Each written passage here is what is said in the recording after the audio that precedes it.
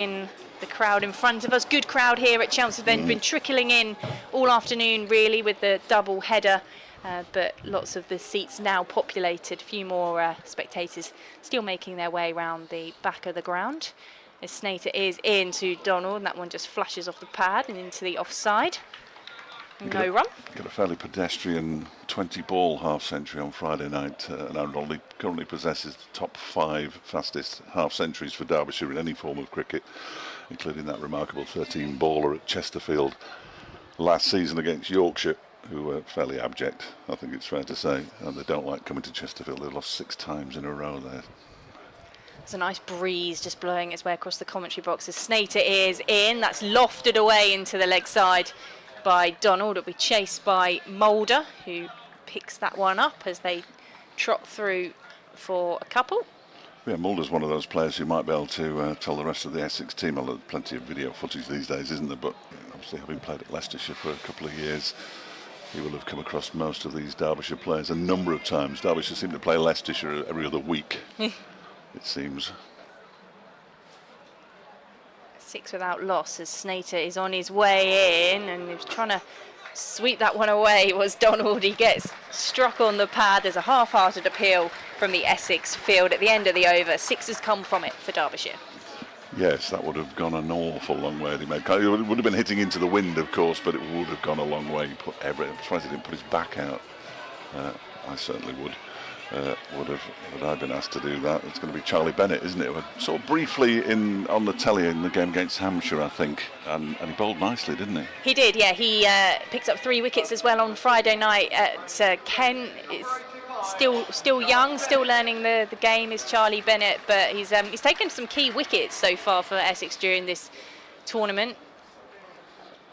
Anderson would certainly be one of those. 3 successive half-centuries for him, including 2 unbeaten. He's actually been out in the field for the entirety of 2 of the last 3 matches at Headingley and then on Friday night at the Central Co-op County Ground in Derby.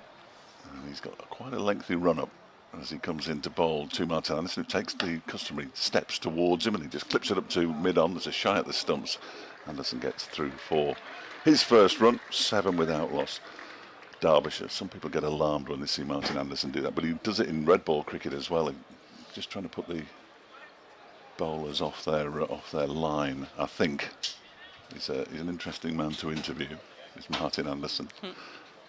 Like so many cricketers, quite self-effacing. Doesn't really like talking about himself, which is unfortunate when you've just scored 3 successive half-centuries and taken 6 for 23 in a match. We'll get there in the end, though. The squad is made up of all different characters, isn't it? Absolutely.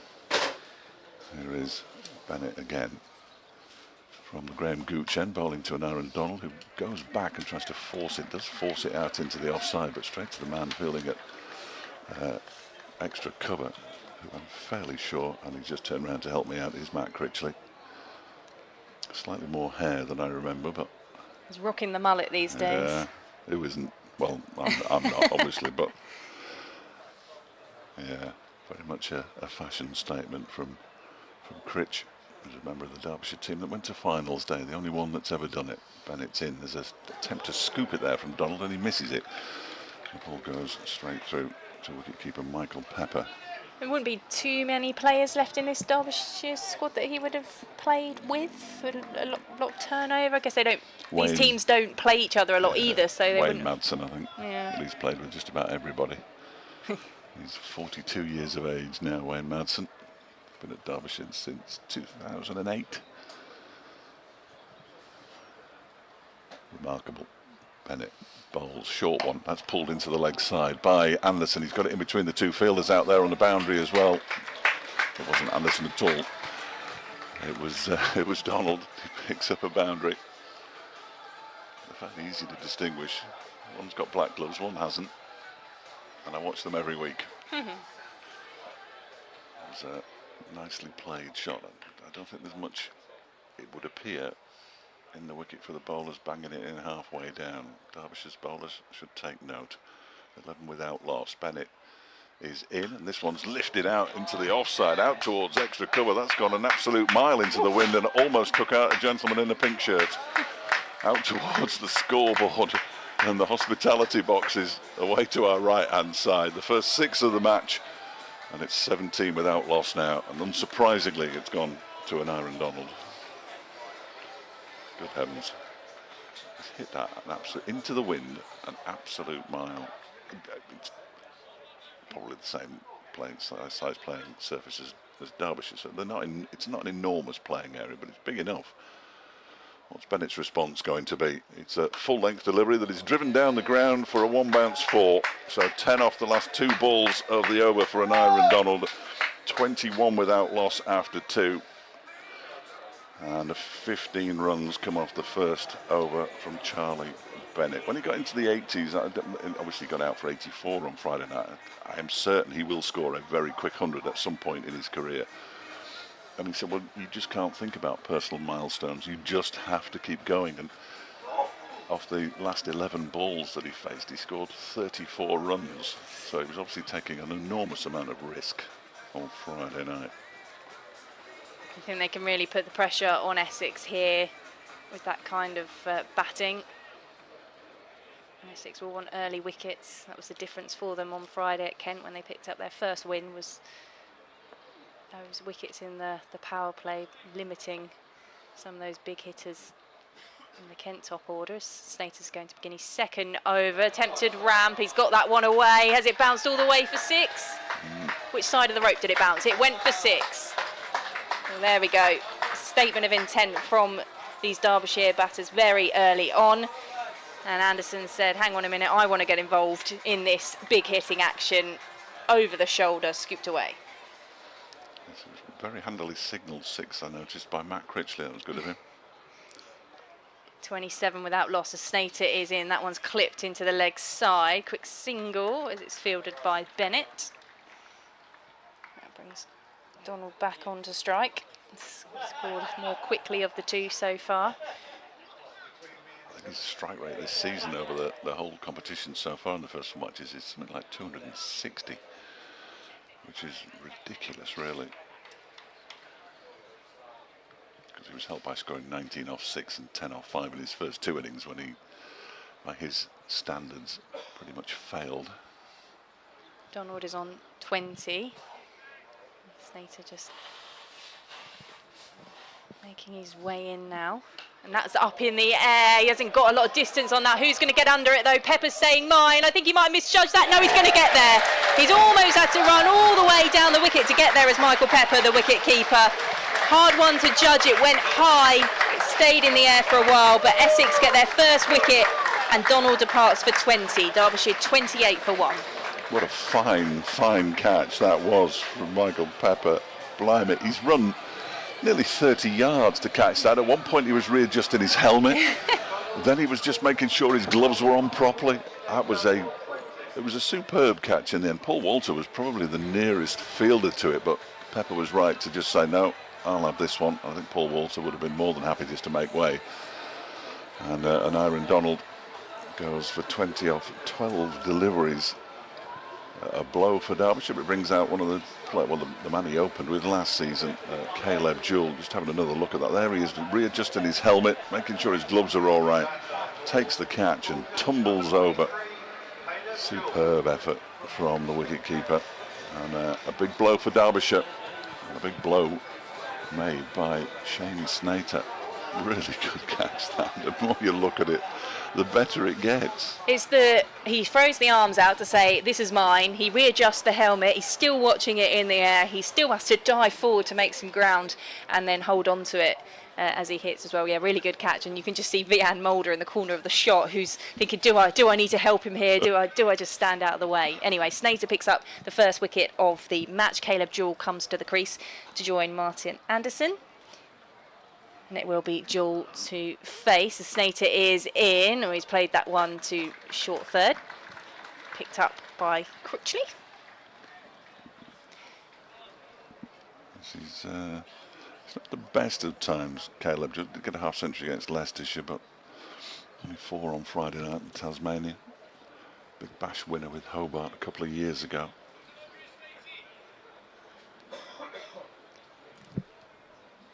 Snater is in to Jewel, dabs that one again to short third. This time it's fumbled by Critchley. He has got some cover out deeper though as they come through for the single. End of the over then. The first wicket has come from it, but so did 8 runs. Or might even have been 9 if they add the last one on. Yeah, 9 runs, 29 for 1. Yep, the disappointment from a Derbyshire perspective. 29 is not too bad. They have scored heavily in the Oh, I was premature there. Oh, it wasn't. It wasn't the last ball. Here's Snater, and that one's driven, and that's driven through the gap in the covers for 4 runs. I was with you though. You fooled me. And there we go. 4 to end the over. 3 gone, and 33 for 1 is the score. Well, to be even happier with 33 than 29. Yeah, 12 off that one. But the crucial wicket, and it will become a more prized wicket as the season goes on, I'm sure, of an Aaron Donald. It's a nice shot by Martin Anderson. Tends to play more conventional cricket shots. Double century in the opening game of the season against Worcestershire.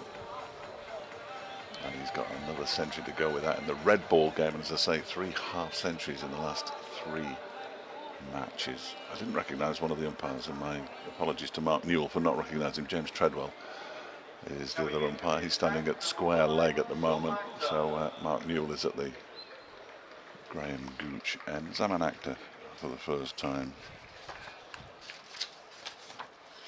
for Essex this afternoon, bowling from the Graham Gooch end, initially bowling to Caleb Jewell. 2 men just backward of square on either side of the wicket are the outfielders outside the circle, and he's flashed hard at that one, and it's flown to the left of Paul Walter, who's standing on the edge of the 30-yard circle and away to the boundary for 4.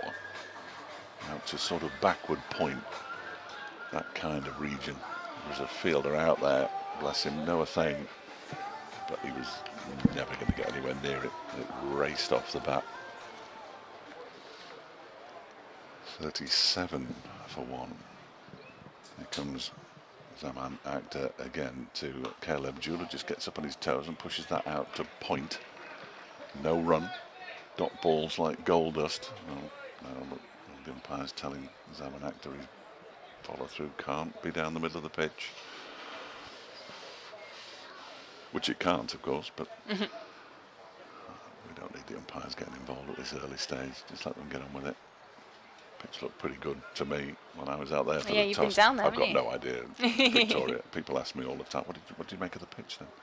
This time it's guided by Caleb Jewell out towards Thane. Just for a single. Yeah, it looks nice. You wouldn't have thought there'd been a game played on it, to be brutally honest. I don't know if it's a hybrid or not, but there's barely a mark on it. So it looks pretty good. Essex women won a canter in the end, really. Yeah, another good win for them. Against Lancashire in the first of this double header. Plenty in for that as well.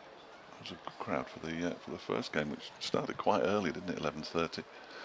There's Zaman Akhtar in again. Bowls just as short. He tries to pull it away. Does Martin Anderson? He almost feathered it through to Pepper. Followed it all the way round. He was lucky no part of the bat ever touched the ball on the way through there. Yeah, just misjudged that, didn't he, with the way he comes forward. And just missed it. Any kind of nick there would have found its way through to Pepper. Just 5 off the first 4 deliveries. He needs to finish the over off here. Zaman is in again. It's bowled him. Zaman Akhtar gets Martin Anderson. Both openers have gone now. Leg stump goes flying out of the ground. Hint of a possible inside edge. Anderson goes for 12 and Derbyshire are 38 for 2. I think that was a really good recovery in that over from Akhtar. We've seen the first one go for 4, maybe slightly over pitched, but he came back, put some pressure on Anderson. The delivery before had him a little bit tucked up with trying to pull at that one, and that time he's misjudged it. Akhtar sends the stump cartwheeling. Yeah, got the bottom edge on it, didn't it, and sent it crashing into the leg stump, went flying. Zaman goes celebrating away into the leg side, clench of the fist. And both openers back in the hutch, and here is the veteran Wayne Madsen. Hasn't really hit top form so far this season in the blast. 18, 2, 22, 24. Got going. Has come on or into the out to the middle when Derbyshire have been heavily on top. Not quite so much today. 38 for 2 in the 4th over. Actor is in to Madsen, who clips it away down to fine leg. He's going to get 4 runs first ball for that. That's very much trademark Wayne Madsen, with the little flick of the wrists as well to follow it up.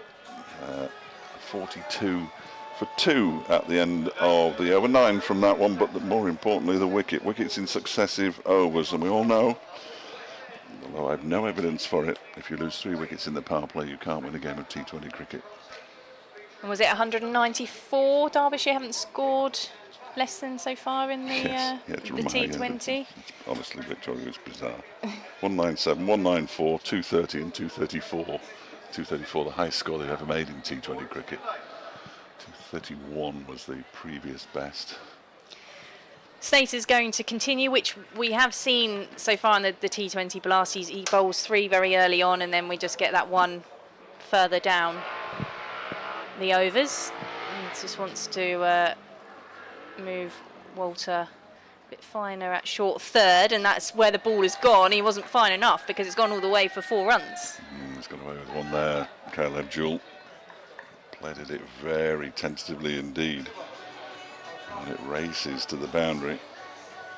I was telling listeners to BBC Radio Derby about the Derbyshire women who were in action at New Road against Worcestershire today. I think that started at 2:30. Worcestershire restricted to 109 for 9. Well, Derbyshire's women have not got off to the best start. They're 26 for 2 in the 4th over. A slightly disappointing start, but one way to go. Snater is coming into Jewell, who is on 10, and he defends that one. And Critchley is quick to come across and do the fielding for Essex.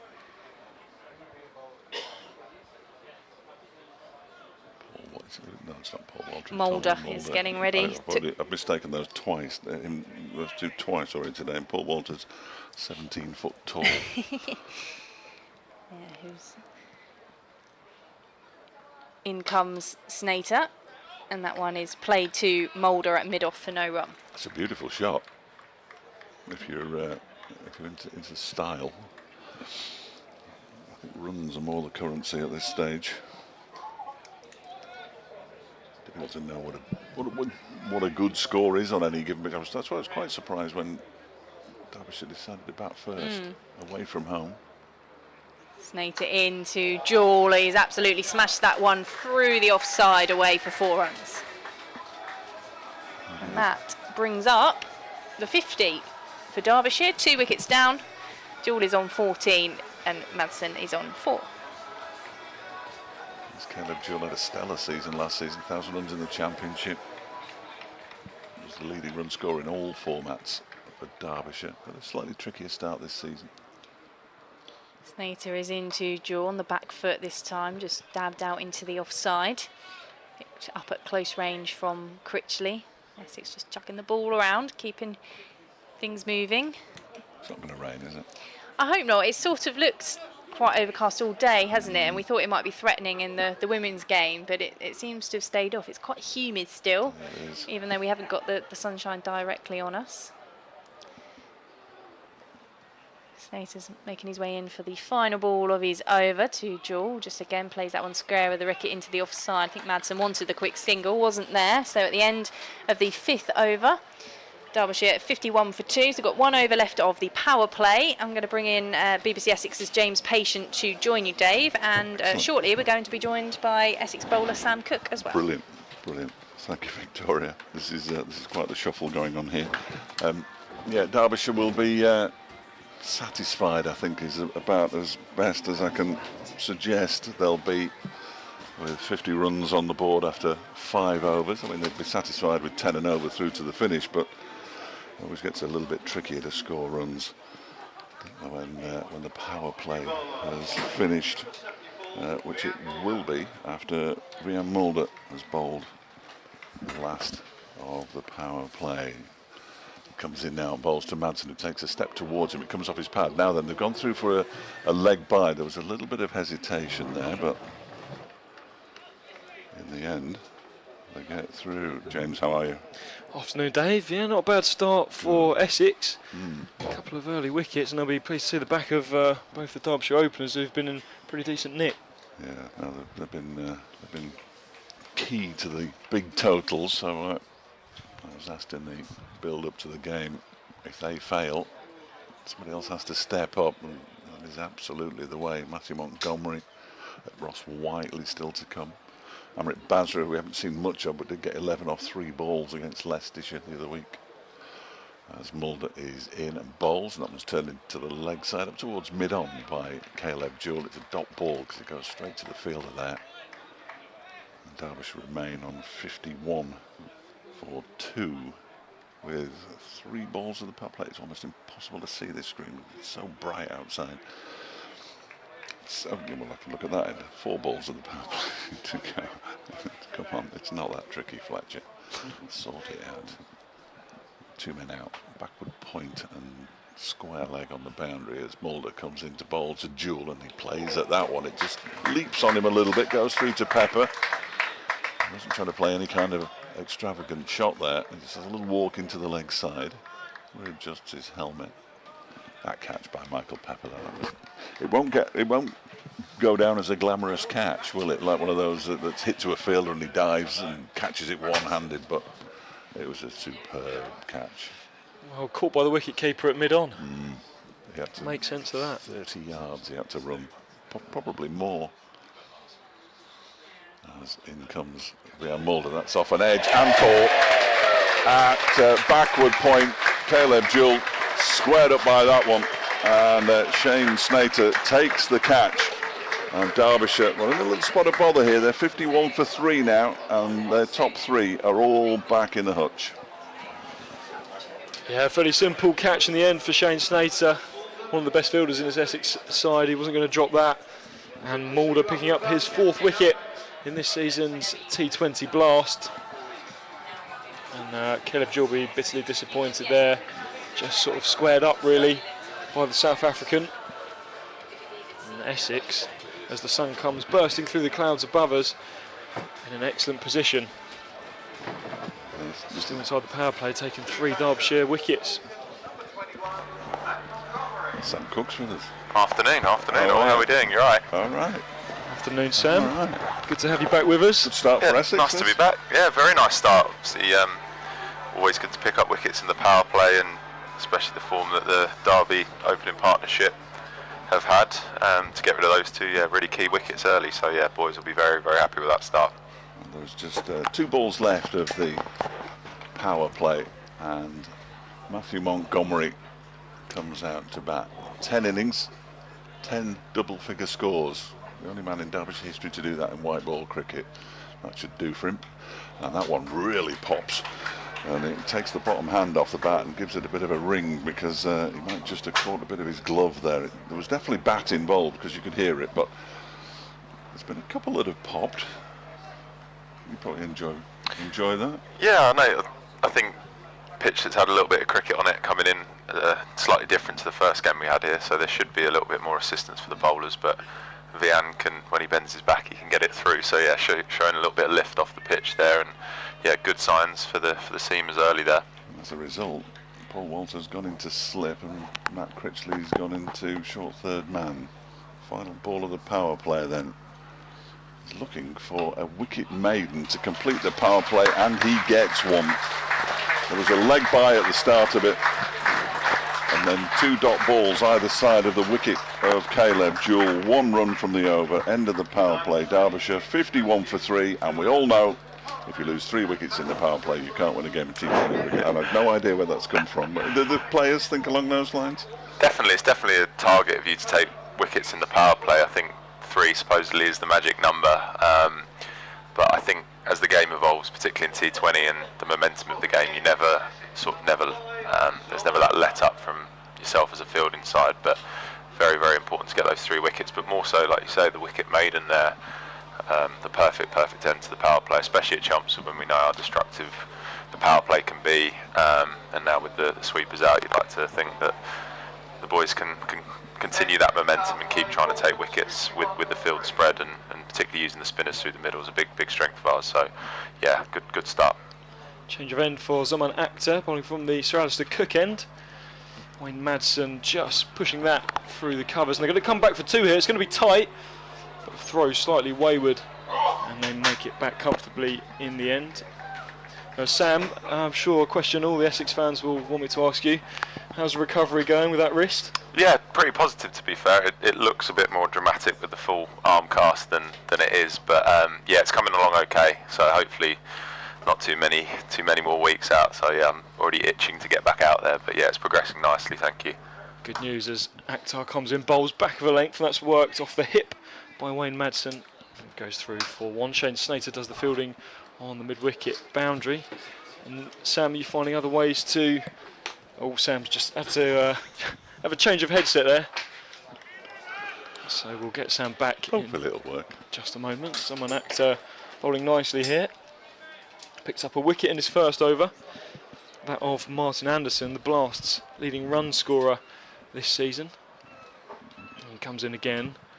Bowls to Montgomery, who plays that to the fielder on the point boundary. Good throw, keeps it to 1. Derbyshire 55 for 3. I think we've got Sam back with us. In technical difficulties. Technical difficulties. These things happen in live radio. Sam, are you finding other ways to keep yourself entertained other than joining us up here? Yeah, it's been hard work, to be honest. Right hand limits the golf, so yeah, I'm struggling to find ways to keep myself entertained. Oh, and Akhtar's got another one, and it's another stump out the ground for the Essex quick. Wayne Madsen with a big heave across the line, and Zaman Akhtar strikes again. Derbyshire lose a 4th wicket in the 7th over. They're 55 for 4 now. Dave, worrying times for the visitors. Yes, Wayne Madsen hadn't been in particularly good form this season in the T20 Blast. He got his first century at Lords in the Championship before the Blast began, but that counts for nothing, does it? And him being back, the top 4 are all now back in the marquee, or pavilion, as we like to call it. As Ross Whiteley comes out to join Matthew Montgomery. Montgomery's the perfect man to have in this situation because he's not necessarily the big power hitter. Ross Whiteley probably is. That's always been his game for many years. When he started at Derbyshire, he went off to Worcestershire, then to Hampshire, now back to Derbyshire again. And the problem that Derbyshire have got is that after Ross Whiteley, it's Amrit Basra who's faced, I think, 3 balls all season. He did make 11, and then they're into the 4 bowlers. So Essex very much on top, I would suggest, at the moment. Worryingly, it's a long way home. Simon Harmer just tweaks his field slightly. Third man's gone slightly wider as Akhtar comes in again, bowling to the new batter Whiteley, who drives nicely up to mid-off, but there's no run. There's an excellent over this from Zaman Akhtar, just the 4 runs from it. And that wicket, and that'll do his confidence the world of good, won't it, Sam? Because he hasn't had much of a chance in the county championship, but he's bowling well here today. Yeah, he's been brilliant so far in the first few games of the Blast. I think he got his rewards the other night that he's deserved in the first couple of games, and again building on that momentum from Canterbury into this game. Yeah, brilliant start for Zam. Last ball of his over. Oh, and it beats the bat. It's a genuine play and a miss from Ross Whiteley. Good length. Championship lines there from Zaman Akhtar, and that ends a very good over. Just the 4 runs from it, and the wicket of Wayne Madsen had his middle stump ripped out the ground. Here's to depart for 7, and that 7 overs gone. Derbyshire 55 for 4. I do have a bone to pick with you though, James. When I said, well, what style of bowling is best suited here, and you were going, well, out and out pace, not necessarily so. Blimey, Rian Mulder's been sending rockets down, and Zaman Akhtar's even quicker. Derbyshire have got 1 bowler who can bowl as quickly as that, in Akif Javed, but the rest, I don't know what on earth's going to happen. Rian Mulder then bowling to Matthew Montgomery, who plays at this one. He actually sends it just past the wicket keeper. He went for the expansive drive. It comes off the edge of the bat. Pepper stood no chance, of course, as the wicket keeper. I think it probably would have flown over a slip's head as well, unless it was Paul Walter. And it goes away to the boundary for a much needed 4. What kind of score, Sam, do you think, on this pitch? I think it's always hard to read until, I know the cliche, until 2 teams have batted on it. I think was hoping you might be able to tell me with, before Derbyshire were yeah, bowling, really, you'd normally hope to be setting something around close to 200 generally at Chelmsford. One with balls, that one is, when he tries to pull it into the leg side, it thuds into his pad. Montgomery, it'll go through for a leg bye.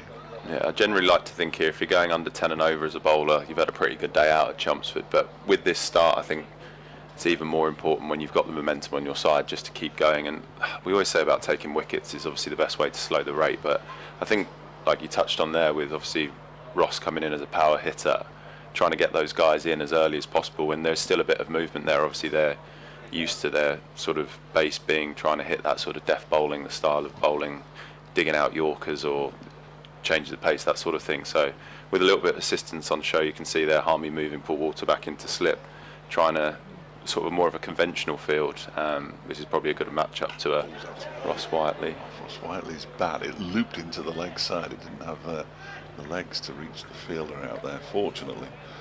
I think as well, it's a lot of the time for sort of those guys who are power hitters coming in this early, obviously trying to how to construct your innings in terms of the pace of the innings, whether do I rotate the strike, do I look to try and play my natural game and hit sixes. But that bit of indecision that's been created by the 4 early wickets is exactly what you want as a fielding team. So I'm interested to see how Whiteley goes about it here, whether he looks to build for a while or if he just kicks on and plays his natural game.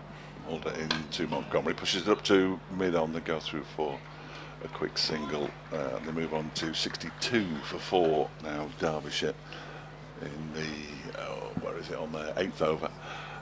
Yes, well, he's more of a, with the greatest of respect to Ross, who I have seen play slightly longer innings against Nottinghamshire a couple of years ago, but he's more of a 45 off 13 kind of batter than coming in after 8 overs and still being there at the end. It would be a major sub if he is still there at the end. Then Derbyshire have got a real opportunity, but it would be a surprise. And that's what I mean about it's hard to know what a good score is or what score they'll be looking to get, because you know in T20 if the momentum shifts that any score is still achievable from whatever position really. He turns this one down to deep backward square leg. There's a fielder down there. They're going to come back for the second as well. He gets there just about. I tell you what, he had to get his skates on there. It was a good throw from the deep. And Pepper, I was going to say, had the bails off. He had the leg stump out of the ground as well. It's the off stump for Ross Whiteley, but it was a decent throw. They did get back for the second, and they move on to 64 for 4. Whiteley on to 3. Montgomery, according to the big scoreboard, has got some runs, but no idea how many. The scoreboard over there. 6 off 6, I think. I We'll just about see that. Yeah, it's tiny, isn't it? This next one is pulled into the leg side by Whiteley for 6. There we go, that's Ross Whiteley. It's into the upper tier of the stand just to our right. And I hope they were watching, because when it flies off Ross Whiteley's bat, it stays flying. That was a terrific hit by Ross Whiteley, who moves on to 9 end of the over. 70 for 4 now, Derbyshire. And after that terrific Zaman Akhtar over, following the Vian Mulder over, it was a sort of release shot for Derbyshire. I think Harmy here trying to change the pace of the game as well, bringing himself on. I think he had Bolt seam up to this point and just recognising a couple of boundaries there and a little bit of a momentum shift. So I think bringing himself on is a very smart option here. Again, just throwing that back on Derby at how they're going to look to attack the spinners. Are they going to look to be positive, or again, like I said, try and build a bit of a score through the middle? Here comes Simon Harmer, right arm round the wicket to the right-handed Montgomery, and that's worked nicely to mid-wicket. Shane Snater fields, it's 1 run. He's got quite a few men back on the fence now. He's got a deep square, deep mid-wicket, long on, long off, and someone at deep point for the left-handed Ross Whiteley. Michael Pepper just having a word with his captain now. There's no one really in close in the ring on the leg side, and Pepper's just brought that to Harmer's attention. Yeah, now Matt Critchley comes round to short mid wicket. So here comes Simon Harmer. And that's whipped nicely into the leg side, but it should just be one on a slight misfield out in the deep. So we'll allow them to come back for the second, and hear an ironic jeer from probably some of the Derbyshire fans who've made the journey down south this afternoon. I think it's Charlie Allison out there. They're listening on the they can hear us. stand in front of us. As that's just punched up to Zaman Akhtar at long off for a single. We've got a few Derbyshire fans just in front of our commentary position. Enjoying the hospitality. Enjoying the hospitality, yeah. Why not? Sunday afternoon down at Chelmsford. Harmer again around the wicket, fires that one in. That's punched nicely to long on again where Akhtar fields. Throws to Michael Pepper. You saw there Montgomery trying to wind up for a big shot there, and maybe just the position that they're in, thinking twice about going for the big shot. But again, that's what Harmer's trying to encourage, that attacking option and trying to bring a wicket. Oh, and that's great work from Michael Pepper behind the stumps, and Simon Harmer does get his wicket. Ross Whiteley going for the elaborate swish through the offside, just as you were alluding to there, Sam. And Michael Pepper with quick hands whips the bails off. And Whiteley has to depart for 12, and that is a real sucker punch for Derbyshire. Whiteley, he was 12 off 8, he was looking quite good, hit one massive 6, but he has to depart. His afternoon is over with the bat. And Essex boys be delighted with this start, Sam. Yeah, Harmy will be very happy with that. I think you could see there exactly what Harmy was trying to do, encourage that big shot, taking the pace off, real slow one. And it seemed to me there was a little bit of spin there from pretty wide delivery, and don't underestimate how good a piece of work that is from Michael Pepper. He's kept exceptionally this year, and obviously before that, but I think particularly this year he's been really, really impressive with the gloves. And that's what I was alluding to with just that sort of trying to encourage those power hitters when they're coming in early to be aggressive early and create a chance. And obviously Harmy's done that exceptionally well there, and the guys will be extremely happy with that wicket now. Sort of a real tough decision now for the Derby batters. Do they double down and keep trying to go hard, or do they look to rebuild through the middle? This is the last of the out-and-out batters. Here's Harmer bowling to Basra, Amrit Basra, the new player at the crease, just rocks onto the back foot, punches that through the covers for a single, and that concludes another very successful over for Essex. Simon Harmer picking up the wicket and going for just 6 runs.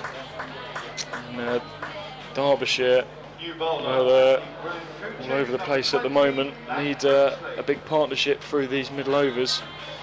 Dave, what do you think the conversation will be in the dressing room at the moment? What time's the bus leaving? Positivity from our Derbyshire colleague here, or honestly, 10 years of this, Sam. 10 years. The last 2 matches have given us hope. Well, the fact they haven't scored fewer than 194 this season in matches have given us hope, but to be 5 down, it's a real test this for Amrit Basra, who hasn't played much T20 cricket. But Derbyshire and almost sent a return catch to former Derbyshire man Matt Critchley with his first delivery of the match. He just evaded him as he dived to his right. Perfect position for Critchley, the leg spinner, and obviously Benkenstein as well as a right arm wrist spin option. You couldn't have asked for a much better scenario to bring the leg spinners into the game, and just shows what wickets can do from a tactical point of view, being allowed to bring those guys into the game at the right time. Critchley into Montgomery, who smashes it off an under edge into the ground. It bounces over the stumps and they get through for another single. This is a major test for Derbyshire here. What do you think of the it's difficult to answer the question when a spinner's bowling, I know, but these crossover matches, do you like them? Critchley comes in and bowls to Basra, who's beaten. Yeah, I think it's great, obviously, for the women's to be able to play in front of big crowds, and see that cohesion between the men's and the women's team. It's really good to see. I think it does make it hard from a preparation point of view for.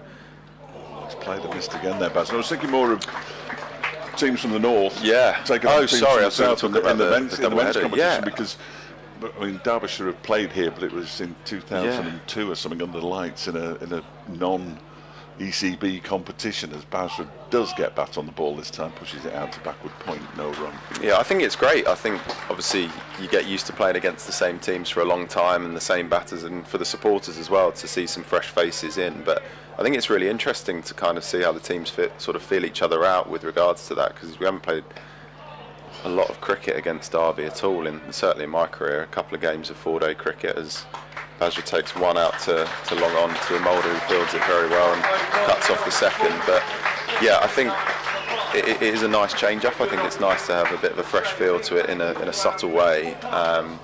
And yeah, it's just something new and exciting. I think it's particularly for the supporters being able to see some new faces and some new opposition. But it's good for particularly for young players as well, sort of thinking on your feet, guys that you haven't seen a lot of. And yeah, particularly if you've got new skills or new slower balls, being able to hide them that guys wouldn't have seen them before, it's good. Hello, Harmer is in from the Sir Alistair Cook end. I'm back. And that one is a dot ball to start the 11th over, 79 for 5. So you played in that game that Billy Stanley broke his back in? I did, yes. It's a game we talk about a lot just for how condensed that game was. I think we were battling the weather and a few other things, but unfortunately I think the return fixture got COVIDed off, which was unfortunate. A couple of dot balls to start with. This one is slapped away by Basra out into the deep. It's well stopped on the boundary rope by Vian Mulder, stationed out there as well to prevent it going for 4. I think Harmer picked up 9 wickets in the second innings, didn't he? Yeah. Just before it chucked it down. Just before we managed to just sneak a victory before the heavens opened. And this man is in now, Harmer, captain of the T20 side. Good fielding off his own bowling as well, getting down to it. Agile as ever. Death Taxes and Simon Harmer taking wickets at Chelmsford. And one of the best fielders going around, but particularly off his own bowling. He doesn't let anything go through there, that's for sure. He's going around the wicket. That one squirts off the bottom edge. Out into the deep on the leg side. Snater fields, 82 for 5. Just a little bit of spin there for Simon as well. It's probably to be expected in a day game with the sun out and a pitch that's had a bit of cricket on it, but the spinner's finding a little bit of grip, as you saw from Critchley's over there as well, beating the bat a couple of times, so encouraging signs for the spinners. And he comes again. This time he's down and sweeping, but he will pick out a fielder backward of square. And they'll just trot through for the single. Good fielding again there from Essex, and the Chelmsford crowd like that. Just 4 from the over, 83 for 5. This is probably going better for Derbyshire, in all honesty. Yes, I remember that game. I had no recollection of the one-day cup match which Derbyshire won, which is bizarre. Which I'm not going to take offence to, but when Dave turned up, I said, "Oh, did you remember we did the one-day cup commentary together?" He said, "No, we didn't." No, we did. This is embarrassing. And Derbyshire won it as well. I know. I can't remember a thing about it. Matt Critchley in from the Graham Gooch end. Reverse sweep comes out from Matthew Montgomery. Doesn't really make much contact with it. It's an appeal from behind the stumps. In fact, Michael Pepper looks... So that must have been very, very close indeed from Critchley. Yeah. Critch thinks everything's out, but Peps is generally a pretty good gauge of whether it's close or not. I think he probably felt that was pretty adjacent. Critchley's in again, and this time it's played out just over the man at extra cover. He leapt. He couldn't quite get his hands to it there, and it's raced away for 4. Simon Harmer, the man there, and he's a pretty tall man. He just went over his head and away for 4 off the bat of Matthew Montgomery, who waits now. And I'm not sure what he was trying to do with that.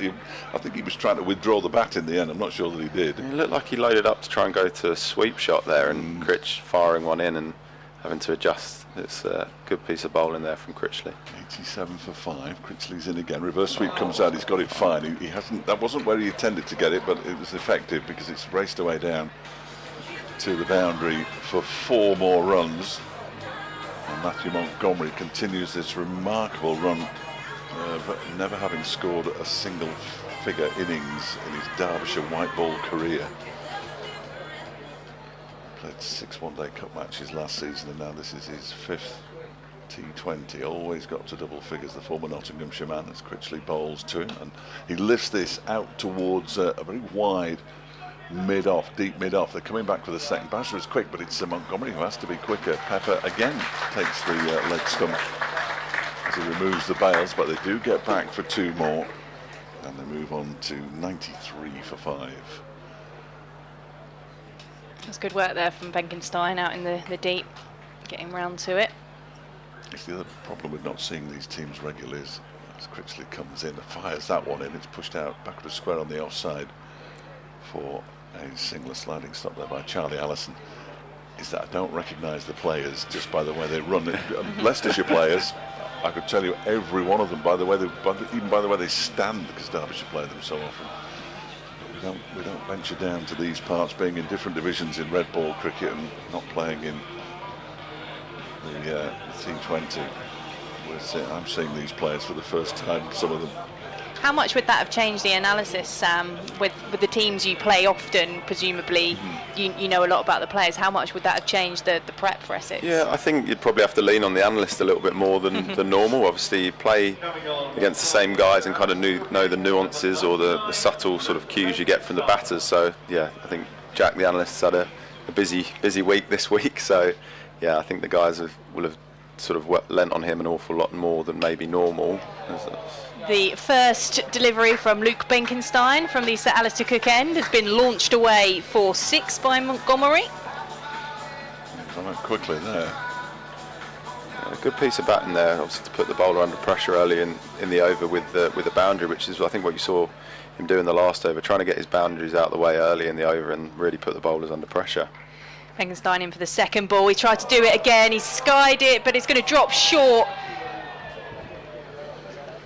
Well, it sort of fell between Michael Pepper behind the stumps and then Paul Walter, who's in that sort of short third position, and just in the end drops safe. 101 for 5. Benkenstein on his way in. This time he's swing and a miss from Basra, sorry. Seen that a few times from Amrit so far in this innings. Needs to calm down. Got plenty of time to bat. Basra waits as Benkenstein is in. He's hit that one hard through the offside, but will pick out the fielder. Deep cover. Take the single. Sorry, That's right. It's a product of Saka. He was the 14th member of the academy to turn pro. In comes Benkenstein to Montgomery. He's lifted that one over the offside, and that will bounce away for 4 runs. Got hold of that one entirely. 106 for 5. Yeah, he's playing well here, Montgomery. I think you can see though from Simon Harmer the choice of bowlers he's using his attacking leg spinners, trying to pick up a wicket and kill the game that way. I think you'll keep seeing Benkenstein here trying to toss it up and take some pace off it to try and create a caught chance. This time it's along the ground into the offside. Long off will come round and do the fielding. End of the over. 107 for 5. Sam, you mentioned Jack the analyst. How is it having your brother as part of the team? Yeah, interesting. Yeah, I think he's been around for a while now, so I've kind of gotten used to it. But the first few weeks and months was a bit interesting, getting used to working with your brother, which is, I think it's probably tougher for him dealing with me than others, because you know what it's like with a younger brother. You don't like him telling you what to do at any time, particularly when it's in the workplace. And if he tells me that I've bowled badly or need to change, then you can imagine that I don't take it particularly well. But he's very good at his job, to be fair, as Jack, and so I've learned to accept it a little bit more now and not argue with him as much as when we were kids. Charlie Bennett is back from the Graham Gooch end, bowling to Matthew Montgomery, who carves this one away backward as square on the offside for 4 runs. First delivery, pretty much backing up what you were saying, Sammy, trying to get the boundary off the first ball and then accumulate for the rest of the over. Absolutely, yeah. I think it's a pretty generic tactic, but particularly in this situation, I think he's playing it very smartly here. And again, Harmony looking to Charlie, who's an attacking bowler, to try and get him out and restrict his runs that way, rather than being too sort of defensive. That's a short ball which will be signalled wide. I don't think Matthew Montgomery would have got it if he'd been standing on my shoulders. Yeah, pretty short that one. I think that was a fairly straightforward decision for James Treadwell. He almost broke his toe with that delivery. It was far closer to Bennett than it was to Montgomery when it pitched. And a wide ball is signal. I've lost an over somewhere on my notes, so they're completely useless now, which is excellent. 112 for 5. Here comes Bennett again, takes a step into the leg side. I thought he'd missed that, and he's pulled it away for a couple of runs there. Montgomery, he is the key. Matthew Montgomery, who moves on to 39 now, is the key if Derbyshire are going to do anything in this game from this moment on. Basra will hit the ball a long way on occasion, but is relatively inexperienced. And then the 4 bowlers to come when the next wicket falls, so Montgomery has to stay out there as long as he possibly can. 114 for 5. Bennett in, and that one is a slower ball down the leg side.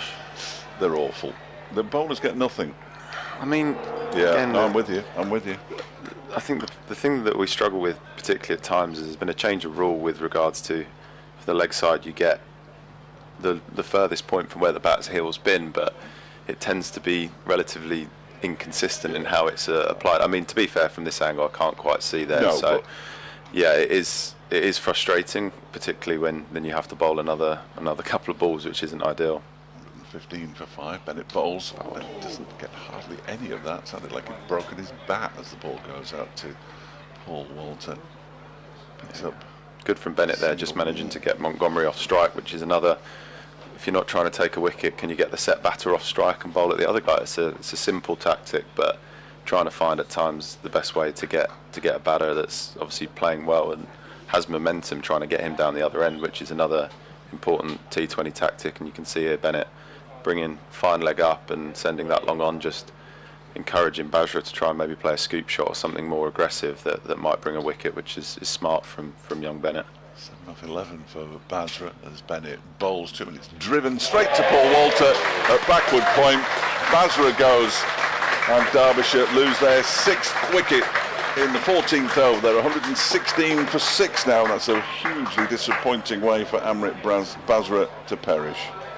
Yeah, very good from Bennett. Just subtle change of field there and encouraging the batter to try and do something different. Basra giving himself some room there and trying to carve it over the offside and picking out that point field. It might not be the exact way that Charlie envisaged getting him out, but it shows that there's other ways in terms of slow deliveries or bounces or that sort of thing that you can encourage batsmen to play a false shot. And yeah, really good from Bennett there. He's picked up a lot of wickets in the first few games and just continues that wicket taking, and again slowing that momentum down that way. It's a good piece of bowling, and Harmy will be very, very happy with that. First time and only time I'd seen Charlie Bennett before was in a televised game on Tuesday night at Hampshire, and they were eulogising about him on the commentary that evening, and he looked useful, and he's picked up a big wicket there because Nick Potts has come out to bat. Yeah, he's got everything that you want as a fast bowler. He's tall, he's strong, he swings it, he's got good skills, and he's a very good athlete. So I think the ceiling is very, very high for Bennett, and he started his Essex career really strongly. So I'm sure he'll continue in that vein. Bowls to Potts, who just pushes it out into the offside. He's gone halfway down. Walter, rather than waiting for Pepper to arrive at the stumps and just chuck it to him nice and gently, because Potts was so far out of his ground he'd given up, he unleashed a left arm throw, aiming at one stump, missed them, and Potts ambled back into his ground. That was a very unpleasant piece of cricket all round, really. 116 for 6. Nobody will want to see that, but I'm sure there will be a website or two that picks up on it. Paul Walter just looking to the skies, can't believe what he's done. Here's Bennett in again, bowling to Potts, who drives this time. He's only going to get a single. There is a man sweeping on the boundary. Cover, and he actually pinches the strike as well, Nick Potts. He's off the mark. 117 for 6 then after 14 overs. Derbyshire, they're in an awful lot of trouble. Essex massively on top, and it's difficult to see anybody other than Essex, even at this early stage, winning this game. You would have thought. Yeah, you never know. I think it's talking it down. It's a hard one with the field in there when you're not quite sure whether the keeper. You've got a split-second decision to make. Do you try and wait for the keeper, or do you throw? And ultimately, Paulie's got half a second there to make that decision. I think he's probably more disappointed that he missed rather than waiting for Michael. Harmer back on from the Sir Alistair Cook end. That one squirts out into the offside. Paul Walter picks it up as they come through for the single.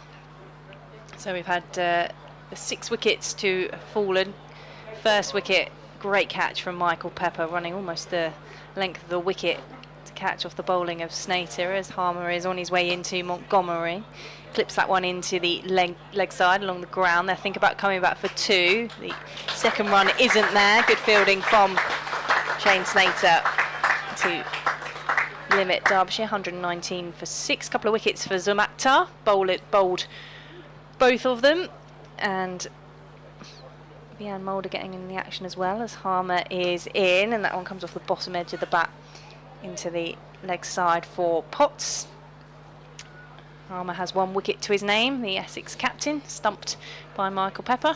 And then Charlie Bennett, the most recent wicket, that of Amrit Basra.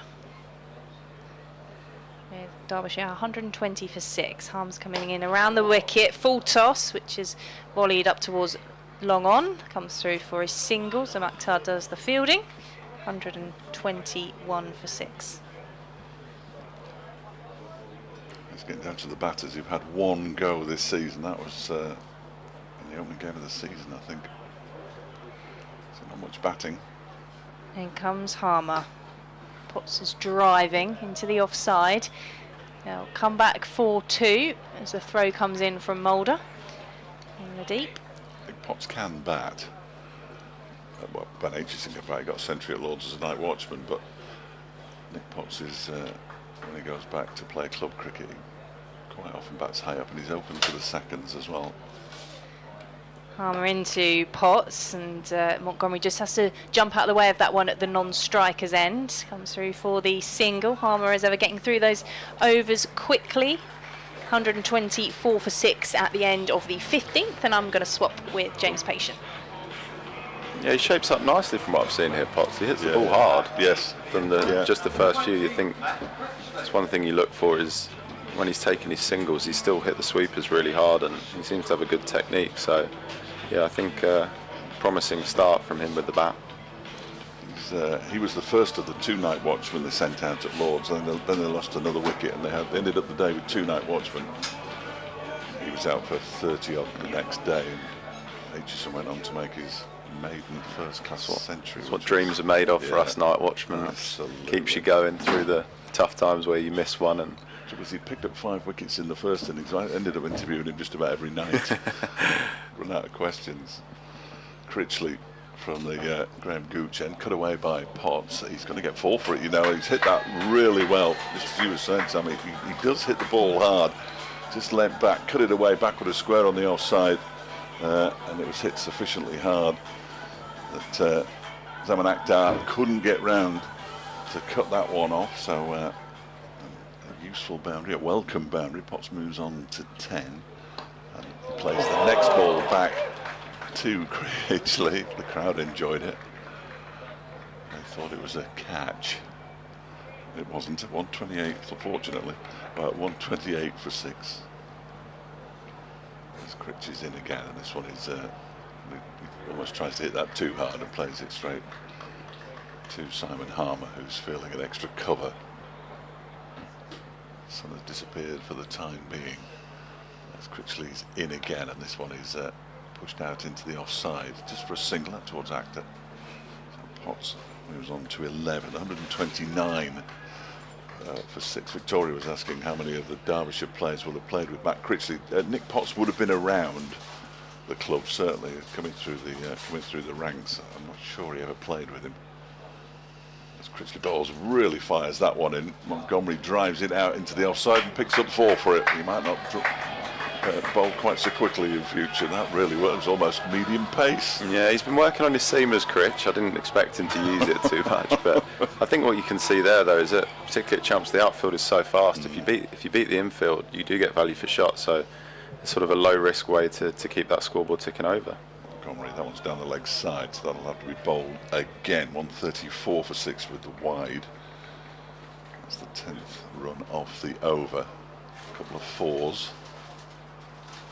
Derbyshire just inching their way to something here as Critchley bowls. That one is slog swept out towards the square leg boundary. He'll only pick up a single, but he will keep the strike, which is possibly good news for Derbyshire. And the over comes to an end at 135 for 6.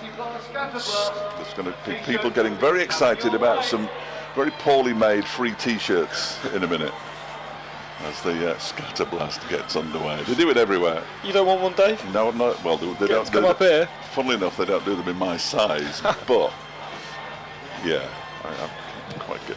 But as excited as some of the crowd do about a free T-shirt.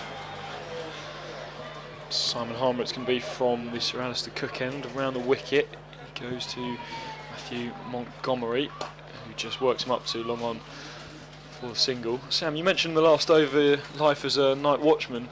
How does that conversation usually go in the dressing room? Is that you putting your hand up and volunteering, or did you get told you're in, mate? I got, it was a few years ago now, I kind of got put to me and was certainly told, but yeah, it's become my job frequently now, which is a great shot from Potts there. Yeah, Potts just caresses Harmer through the covers with a glorious flow of the bat, and that runs away across this very fast outfield to the boundary rope. Sorry, James, there's only pressure on you for the overs in the evening, though, aren't there? After that, you're free to do what you want. Well, yeah, but I think like you've seen with, Harmer just comes in as ball's played back to him for a dot. I think there is that pressure the next day, as we saw with Ports the other week, getting his maiden 50, which doesn't hurt me too much, being high score of 49. He hasn't spoken about it too much since, but you've got a job to play the next day if you can not just score runs but take time out of the game, as Potts takes a single out to deep square leg. But it's become a huge part of the game if you can wear the bowlers down, and I think we had Vian walking at number 8, who's got a test match 360 odd, which is a pretty handy number 8 to have. Bad. So yeah, it goes a long way. As Montgomery just backs away and works that over cover again, it's not going to quite go to the fence. Good fielding out in the deep by Shane Snater, I think the man out there. And he could have had a 400 that he not declared. And there is Matthew Montgomery's 50. It was Noah Fain doing the fielding on the fence, and that's a really well played half century from Montgomery just when his team needed him. And he goes big now, slog sweep. This should be taken by Shane Snater, and it is. It's another wicket for Simon Harmer.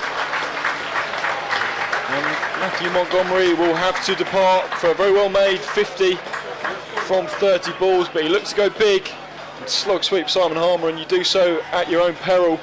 And Shane Snater, well, one of the safest pairs of hands in this Essex team, wasn't going to drop that.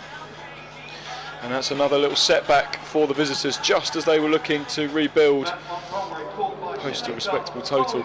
Big wicket there from Harmer. I think first time that we've seen in the last sort of 3-4 overs that Montgomery's looked to go aerial. I think Essex batters will probably be recognising that Potts and Montgomery have scored a lot of runs by hitting the ball hard along the ground and still continuing their momentum that way. So I think that's something, the benefit in batting second, that you're able to kind of identify those things. So I'm sure the Essex openers and middle order will be looking at that to show when it comes to the run chase that they can really keep that scoreboard moving quickly by hitting the ball hard along the floor. But who am I to know as a bowler? We'll see once we come batting. I found something to be cheerful about. Derbyshire women have beaten Worcestershire women by 7 wickets at New Road, chased down their target of 110 very comfortably indeed in 17 overs, so well done to the girls. They could jump in a car and get here, that'd be handy. Good result earlier for Essex women as well. Absolutely. 6-wicket victory over Lancashire. So this is the decider. It's me. Matt Critchley from the Graham Gooch end. First ball left alone by Nick Potts. The new batter is the Lord's Centurion, Ben Aitchison, who also picked up 8 wickets in the match. And, one of the matches of his life, really. He's been in excellent form with the ball this season. One is guided down off an edge to Walter by Potts. They've still got an awful lot of deliveries left to face. We're in the 18th over. Critchley comes in and Potts drives him straight back over his head for 6. Blimey, he's cleared the rope at the far end as Nick Potts. Really nice shot from him. He moves on to 22 and Derbyshire up to 149 for 7 now. Very low down on the bat, the ball, but out the legs, and he's tried it again this time. It's flatter, and this time it is a 1 bounce 4. 26 not out, Nick Potts, and the Derbyshire 150 comes up to precious little delirium from the travelling Derbyshire fans, I would suggest. Perhaps Potts has faced Critchley in the nets and he can tell what he's, well, perhaps not, as he tries to drive this down the ground. It comes off the edge, and they get through for a single. 154 for 7. Potts up to 27. Van Aitchison about to face his first delivery of the match, and he guides it straight to extra cover. It's a dot ball to finish that particular over at 154 for 7. Then 2 overs to go. If they could get to 170, it would give them something to bowl at, I think, is what they'll be telling each other in the pavilion, but they have to get there yet. Sam, you think the Essex boys will be pretty confident chasing down anything around 170, 175? Yeah, I mean, any run chase is challenging, but I think at Chelmsford, if you'd have offered that to us before we walked out, you'd have definitely taken it. So, I mean, here you're trying to restrict it as much as you can, keep trying to take wickets towards the death. Obviously, you're going to see the batters looking to be more positive, and I think the two to close out will probably be Mulder and Snater here. They'll be looking to try and pick up these last 3 wickets as quickly as possible and keep that run chase around about sort of 8 and over if possible. So, yeah, you'd like to think it's pretty manageable as long as we don't lose too many early wickets. So, yeah, fingers crossed. I'm sure they'll be confident for that. So here comes Mulder, it's a play and a miss. Big swing from Potts outside the off stump. He's got his bat heavily taped. Nick Potts, it looks like duct tape he's got. Must be his favourite. It does, doesn't it? Yeah, must be something special about that piece of timber. It's not something you see every day. I'm all right so far, but he could do with being out there by the finish. Only 11 balls to go now. I mean, it sounds pretty good, doesn't it? Yeah. Right, here comes Veer Mulder again at the top of his mark. Potts is 27 from 19. And he looks to drive down the ground. He doesn't quite time it. Simon Harmer's going to do the fielding. They're going to take on his throw here and come back for 2. It's good running, but Essex won't mind that too much. 2 runs from the first 2 balls of this penultimate over. Speaking of unorthodox bats, I remember Essex had a player called Asher Zaidi a few years back. He once came out, I think it was at Lord's, was it, Sam? You might remember. Yeah. He came out with his bat spray painted black. Were you in the team? I was around. I don't think I played the game, but yeah, I think it was as shocking for us as it was for everyone else watching on telly. Mulder bowls, and that's a thick outside edge. Is that going to go all the way? Oh, I think it does. Crikey, you don't see that every day. A big outside edge over the head of third man. And that's 6 runs. I say that if it happens anywhere, it happens here at Chelmsford. Small boundaries, but you know. It'd be a bowler, eh? It would be a bowler, I know. So yeah, thankless task, isn't it, Sam? A good piece of bowling again. This is part of T20 cricket at times. As a bowler, you need to accept that you've actually bowled a good ball and been pretty unlucky there. I mean, to carry to the shortest part of the ground for 6. It was a good delivery from Mulder to the edge, but as it can at Chelmsford, the ball just flying away there. Over third man who was back, and I think that's the small win for the bowler. It was somewhere near his fielder. Mulder looking to respond. He takes the pace off, and he might have a wicket here. He does. Potts tries to hook him round the corner. There was no pace on the ball whatsoever from Veer Mulder. Really clever piece of bowling. Charlie Bennett takes a smart catch, diving forward, and that really is a victory for the bowler. Yeah, massive there. I think, like you say, just stuttering that momentum going into the last couple of overs, trying to keep the scoreboard as low as possible, just to make sure that run chase is that much more manageable. But really good catch there from Charlie Bennett, diving forward, never easy. Almost did him for lack of pace there, but showing his athleticism there, Charlie, and making up the ground and taking a good smart catch low to the ground. But very good piece of bowling there from Vian, taking the pace off into the wicket. I think Potts has shown that when there's pace on the ball, he strikes it well, but yeah, good experience bowling there from Mulder, identifying that he needed to take the pace off there, and yeah, rewarded with a wicket, much deserved. Like a job. It hasn't been out this season. He's only batted once, and he was 1 not out when the innings finished, but he hasn't been out this season. So he should be feeling good here. Yeah, he's brimming with confidence, I thought. Here comes Veer Mulder, penultimate ball of his 3rd over. Oh, and that's just played back to him aerially, and he dived to his left but couldn't quite get there, and Javed gets off the mark straight away with a single. You can tell by the way he ran that single as well. He's not used to batting. He was sort of lolloping down the pitch, and he eventually put his bat down and got it into its ground, and then he had a little skip at the end of it as well. He was very pleased with himself. We've no way of knowing, of course, because he didn't speak a word of English, but bowled beautifully on Friday night, but he is very much pace on, which, as we've seen, good fly to all parts. Comes Mulder, last ball of the over. Oh, and what happened there? It comes off the toe of the bat as Aitchison looks to heave it through cow corner. And that concludes a pretty successful over for Mulder. Went for a 6, but it was off the outside edge of the bat. A wicket, 9 runs from it. Derbyshire 163 for 8 with 1 over left. What do you think, Dave? Well, these two, I mean, I've no idea what they're talking about. One's from a form B and the other one isn't. What they could possibly have been saying to each other, I think make sure you get at least 7 runs and get to 170, but 170 is nowhere near what you need in T20 cricket these days. As Sam was saying before, 200 is almost the benchmark now, and this will be Derbyshire's lowest total of the season by some considerable distance, no matter, well, unless something extraordinary happens, which is unlikely. Snater begins a new over and pulls it into the leg side. Does Javed for a single only. Brings Ben Aitchison onto strike. He's yet to get off the mark. He'll want to. As I say, he's probably having his best season so far since his first season in 2020. Aitchison. Snater bowls to him, Yorker length, he smashes it straight back into the stumps at the far end of the ground. Snater dives and removes one of the stumps because the bails had already disappeared. And Javed just about made it back into his ground there. Snater destroying the stumps at the far end.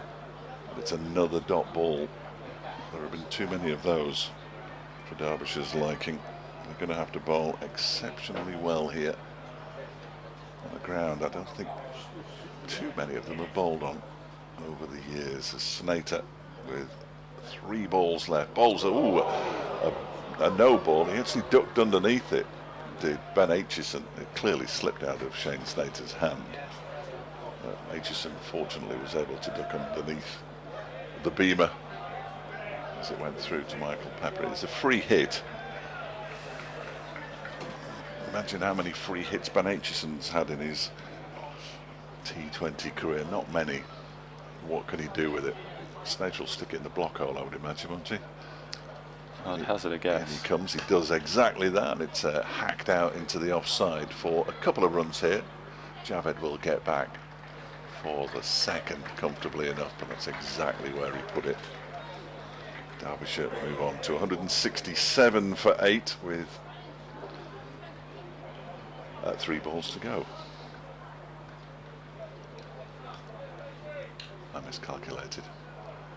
There he is. Snater running towards us, bowls to Aitchison, who's lifted it out into the leg side. Is the fielder? No, the fielder gave up. Just for a while, the fielder out there on the mid-wicket boundary looked very interested indeed. And then he realised that with the wind, Ben Aitchison has got just about enough on that to get it over the rope, and Derbyshire move on to 173 for 8, the maximum for Aitchison, who moves on to 8. Yeah, it didn't sound great off the bat, but like you said, there's a bit of wind out there, and it just seemed to keep carrying, which is unfortunate for Snater. Comes in, and this bowled in middle stump rocks out of the ground. Van Aitchison just turns and marches to the pavilion. Shane Snater picks up a wicket. It's been a bit of a mixed bag of an over. We've had a beamer in there, he's been hit for 6, and he gets his revenge as Aitchison goes for 8. And Derbyshire are now 173 for 9 as the Rochdale Richards comes out to bat. Jack Morley, former Lancashire left arm spinner. It's a great nickname. Well, no, I call him that. No, it hasn't taken off, but I am determined that at some point it will. Yeah, not yet. He was a night watchman up at Old Trafford last season, and he was getting absolute dog's abuse from his former teammates, apparently, he told me afterwards, but he made 40. I don't think he's got many shots in his locker, if I'm entirely honest with you, and he's left-handed as well, so that it's not much of a nickname. I'm detecting the eternal optimist from you, Dave. The time that we've spent together this afternoon. 173 for 9. Playing a miss, and then he goes for the single, which isn't there. Then he has to get back, and he doesn't get back, and he's stumped. All run out, one or the other. Either way, 173 all out. Derbyshire, hugely disappointing. And well, they're going to have to do something pretty special with the ball, Derbyshire, if they're going to get away from Chelmsford with the spoils. If you could just run through a few bits and pieces, James, I'll nip back to Radio Derby and tell them what's happening. Yeah, absolutely. Well, I think Derbyshire, given where they started this innings, will be relatively content with 173. It didn't look like they were going to get anywhere near that at one point, but Essex certainly the happier of the two sides after 20 overs. They bowled fantastically well, and I'll just run you through the scorecard now. And Nurin Donald was the first to go. Caught Pepper, bowled Snater, who was caught by Michael Pepper, Essex's wicketkeeper, at mid-on. An excellent catch, he went for 20. Anderson was bowled Akhtar for 12. Caleb Jewell caught Snater, bowled Mulder for 14. Wayne Madsen then again another victim for Zaman Akhtar. He went for 7. Matthew Montgomery was the pick of the batters for Derbyshire. He made a really nice 50 off 30 balls, including 6 fours and a 6. Ross Whiteley hit one huge maximum before being stumped off the bowling of Simon Harmer for 12. Matthew Montgomery, I should say, was also dismissed by Simon Harmer. Then it was Amrit Basra. He was dismissed for 7 off the bowling of Charlie Bennett, Essex's leading wicket taker in the T20 blast. There's a little cameo from Potts. Nick Potts made 35 from 22 before being dismissed by Mulder, caught by Charlie Bennett. Good diving catch at short fine leg. Ben Aitchison was dismissed for 8, clean bowled by Shane Snater. And then we had the run out right at the end for Jack Morley. So wickets spread about for Essex. 2 for Snater, 1 for Bennett, 2 for Akhtar, 2 for Mulder, 2 for Harmer, none for Critchley, who bowled 4 overs, none for 36, and none for Benkenstein, who bowled just the 1 over, 0 for 13. So Essex will require 174 to win when they come back out very shortly. We'll be back with you for commentary on BBC Essex and BBC Radio Derbyshire.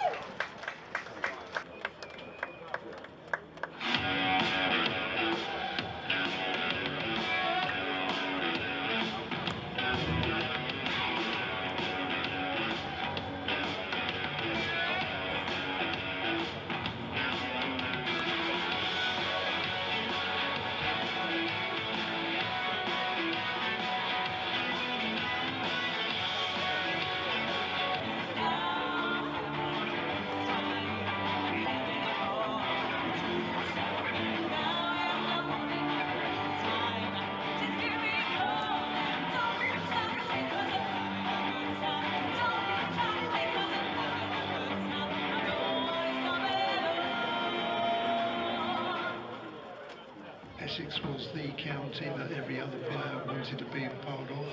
They enjoyed the way we played our cricket. They'd say behind never drink worse after the game. And without that, I don't think you can go through the hard times quite as easily. Throughout my career, at the beginning, talent, no structure, played in the nets, hit balls on the outfield. But I look at it as someone who evolved over 20 years.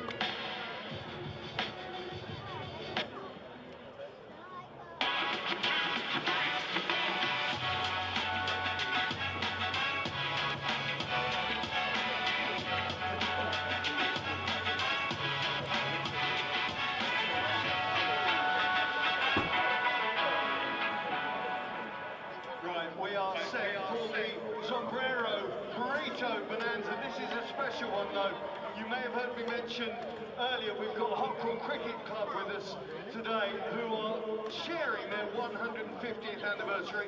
This is Alex, Chairman. Yeah, hi, nice to meet you. Big day to start your celebration. Yeah, absolutely. This kicks off our 150th year celebration here at Essex. It's fantastic to partner with you. Right, you are really going to partner with us, because Alex is going to do the commentary when Brad and Ben do the race. Gentlemen, take your places. They are going to need all the support they can get. They've got to go up through the ladder, over the hurdles, 5 press-ups. Oh, we've got to zigzag through the cones, 5 press-ups, and then repeat it to come back for the winner here, who is going to get 10 burritos from Zambrero and Chelmsford High Street. Big thanks to them. So, Alex, over to you. Right, guys, you're going to go after I say 3, 2, 1, go. No fighting. On your marks. 3, 2, 1, go! Make as much noise as you can in the crowd for him. Brad's slightly leading before he goes over the hurdle, and Ben is getting closer and through the zigzags. Don't touch the cones. Ben's taken an early lead. The burrito's lost. Then you get into the box, lads. 5 burrito press-ups. 5 press-ups. And you've got to repeat it going back. I'm not sure what you're doing, Brad. That was awful. Right, Ben, back through the cones. Just through the cones, through the cones. It's neck and neck as they get to the hurdles.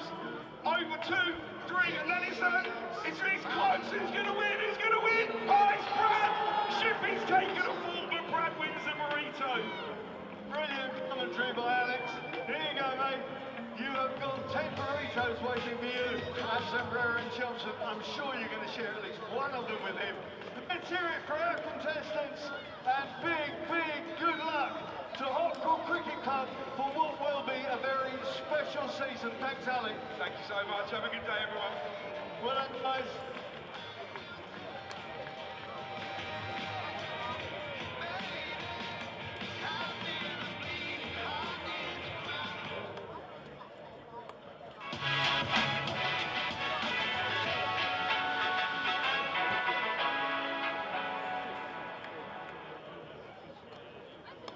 Now, if you look to the giant screen, after we pass through the Hotcroft Cricket Club sign, during the second innings, on the big screen, you can see if you are in Thatcher's golden seat.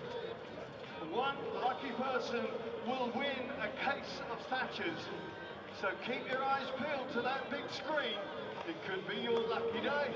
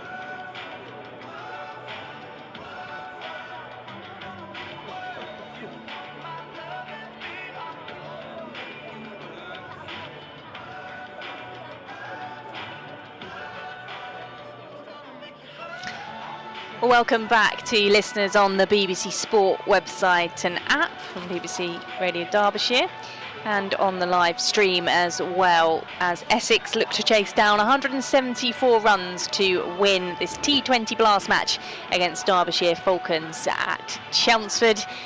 The sunshine is trying to make its way across as the Derbyshire players take to the field and go into their huddle.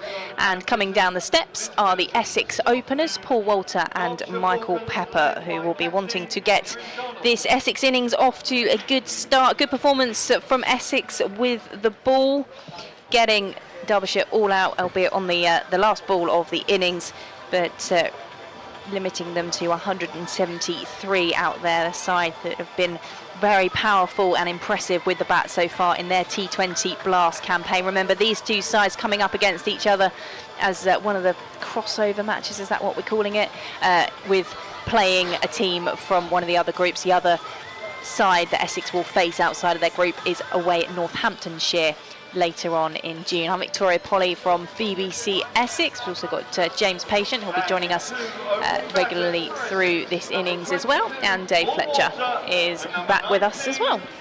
Thank you, Victoria. Yes, Ben Aitchison is going to open the bowling from the Graham Gooch end here. No, he's not. Sir Alistair Cook end. Matthew Montgomery's going to open the bowling from the Sir Alistair Cook. Well, you might be right. Ben Aitchison might be opening the bowling from the Graham Gooch end when we get there. Yeah, it just looked like he was going to open the bowling there, but he would have had to have run past his wicket-keeper and capped him, wouldn't he? Anyway, Matthew Montgomery with his own special variety of off-spin hides the ball behind his back. He certainly helped his side in the middle order with the bat. 50, that could be crucial. And Michael Pepper just going through some stretches for Essex, ready to face this first delivery. Spectators making their way back into the seats in front of us. I think we've got a few Derbyshire fans in front of us. Shout out to Sean. I was meant to remember that. And he says 30 runs short as well. You might be right. We will see as Montgomery is in with the spin to start. Trying to squeeze it through the gap is Pepper. Will be chased out in the deep on the offside as they come back for 2 runs from the first ball of the innings. A little ripple of applause as Essex get off the mark. Yeah, I mean, Baz was probably the quickest of the fielders that Derbyshire have. Probably the best of them. Montgomery in again, and this time Pepper sweeps. He goes over the offside infield and away, a couple of bouncers for 4 runs. This could all be over very quickly, couldn't it, if these two get going and 1 or 2 others as well. Derbyshire have to take wickets. There's no way they're going to win this game if they don't take wickets. I'm not panicking yet. We've only had 2 balls, but get the old reverse out and pick up a boundary. Montgomery with the ball behind his back is in, and this time it's driven by Pepper quite forcefully, but only as far as mid-off, which is Martin Anderson. We'll see him with the ball at some stage. Yes. No question. Then comes Montgomery on the back foot, punching into the offside. A wide to Anderson again is Pepper. Gets a single and he just taps his bat in his hand in frustration. Maybe felt he should have got that one away. 7 without loss in the first over for Essex, who have got off to good starts in a couple of their games with Pepper and Walter here against Sussex. They did really well in the power play not to lose a wicket, but they were maybe just a few runs short, and they had a middle order collapse, which meant they only made 191.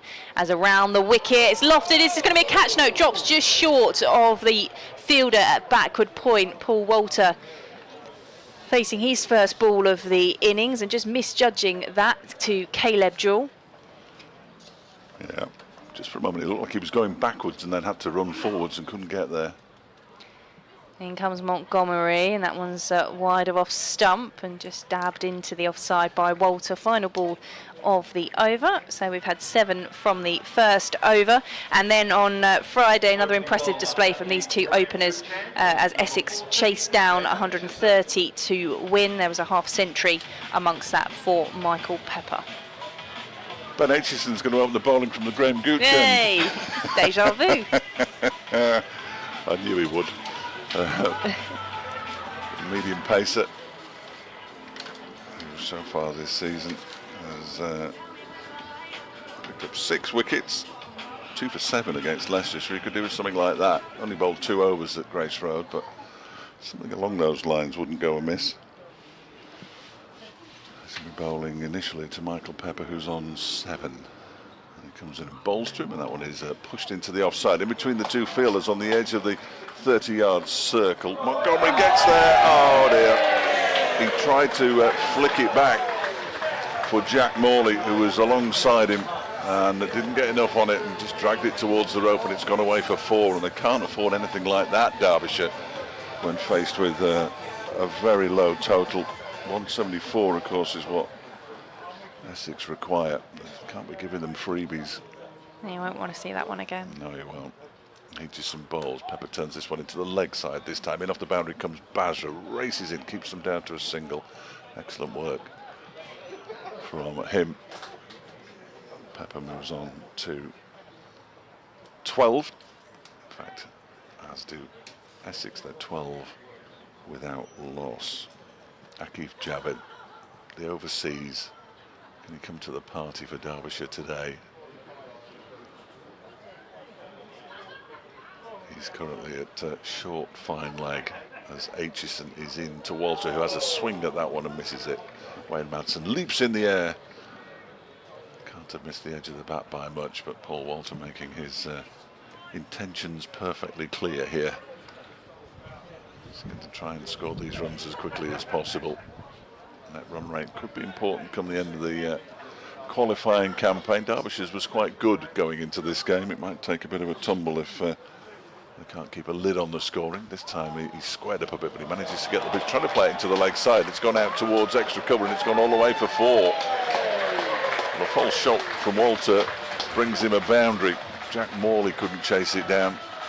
Van Aitchison looks frustrated. He's tried to turn that into the leg side. Immediately his head swung around as the ball raced away across the square. This very quick outfield didn't slow it down at all.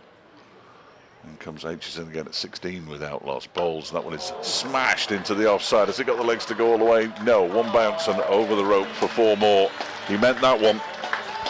20 without loss as Walter doubles his score and moves on to 8.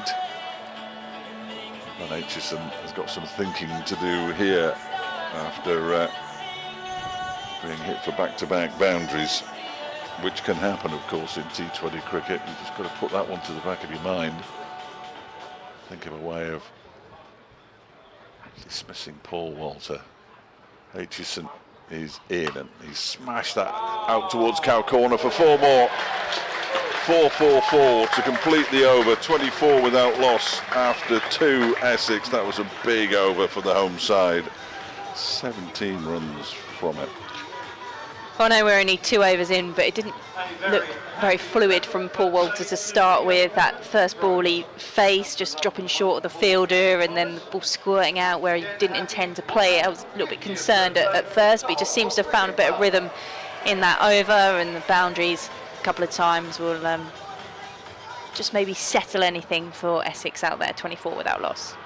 Nick Potts comes into the bowling attack. Second highest scorer for Derbyshire. I don't think anybody had that on their bingo card. Going into this match, 35 off 22, 3 4s and 2 6s. What can he produce with the ball? He's running away from us at the Sir Alistair Cook end of the pitch. Michael Pepper waits, and Pepper tries to play that over the offside, and it's spilled inside the ring. He hit it hard, and it was Jack Morley who was attempting to dive to his left-hand side to catch it. It just spills out and ricochets along. Michael Pepper practices the shot at the non-striker's end as they come through for the single. The other thing that Derbyshire have to do, of course, is take all the chances that come their way.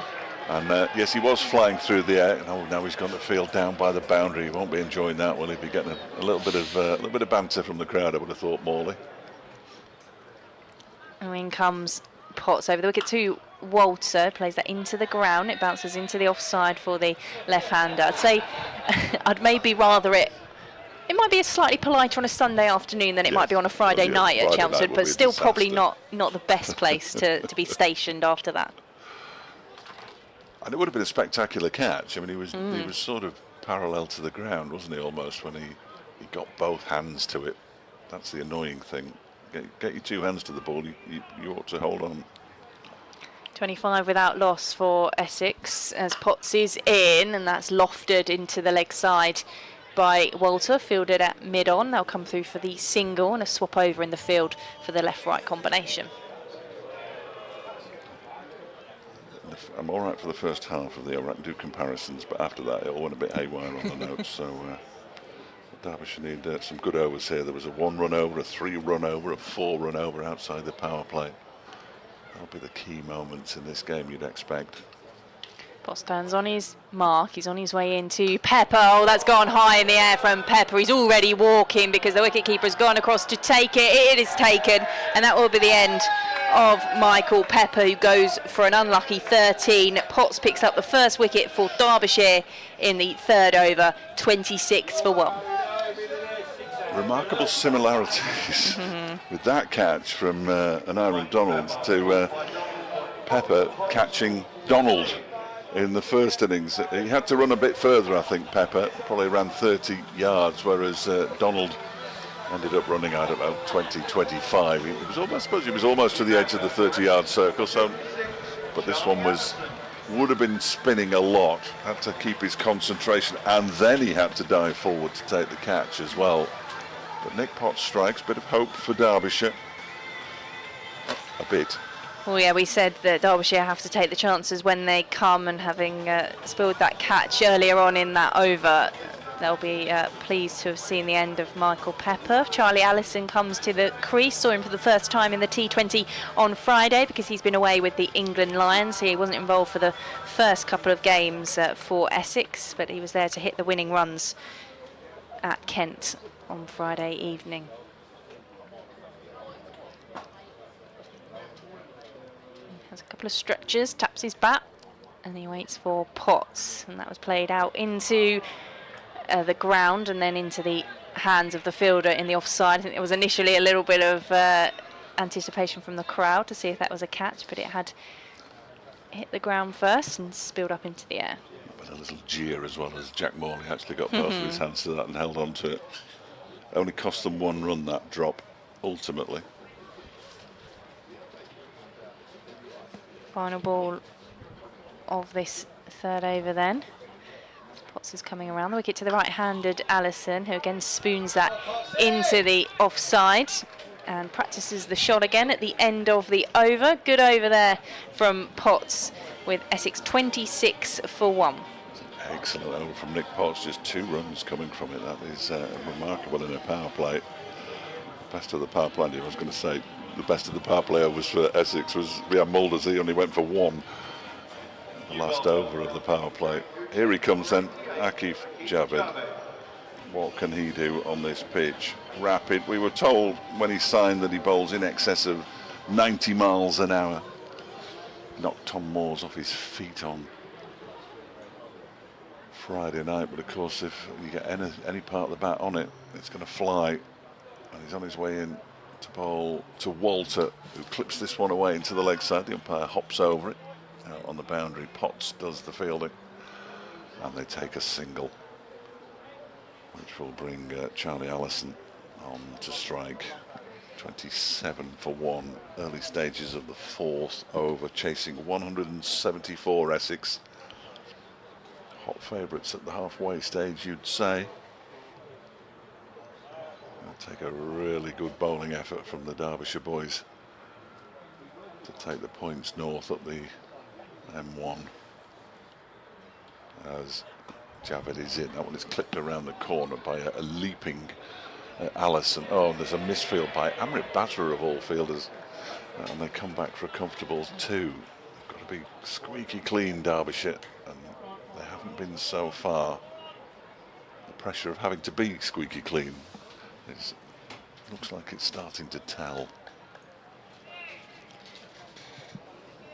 Quite an interesting release point, isn't it, for Javed, the way when he's quite high off the ground. He leaps, yeah. Debbie Griffin, the photographer, said he's got some pictures of him. He's almost above the stumps when he leaps. As that one is quick, and it's pulled into the leg side for 6. Just cleared the rope out at square leg. Really nice shot from Allison. Can't bowl halfway down the pitch. I think we discovered that in the first innings. Obviously, Akif Javid wasn't watching at that moment. Wayne Madsen comes out of slip. No chance for Amrit Basra there in the far distance. And the score moves on to 35 for 1. Malta has 14 of those. Allison has 8. And Akif Javid will now come around the wicket. Bangs one in again. It's just guided away down towards deep backward point. There is a fielder down there, Nick Potts, and they take a single. Been expensive on more than one occasion, really. Akif Javid hasn't been what you want your overseas to be until Friday night, when he was. 36 for 1. Just some pleasant evening sunshine now in Chelmsford as Javed comes in to Paul Walter, and Walter has a swing and a miss at that one. Perhaps he just got that one to move away a touch. Either way, Walter didn't get near it, and then he practices a completely different shot. 36 for 1 it remains.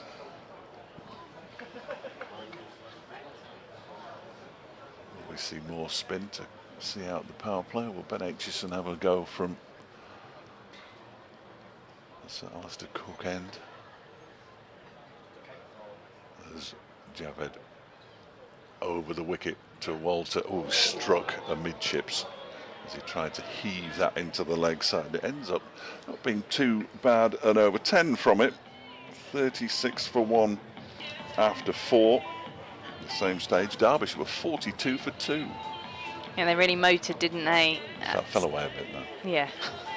But it had a really good start to the innings. Some powerful hitting, which we expected from Derbyshire, but then, yeah, wickets fell at crucial stages for Essex.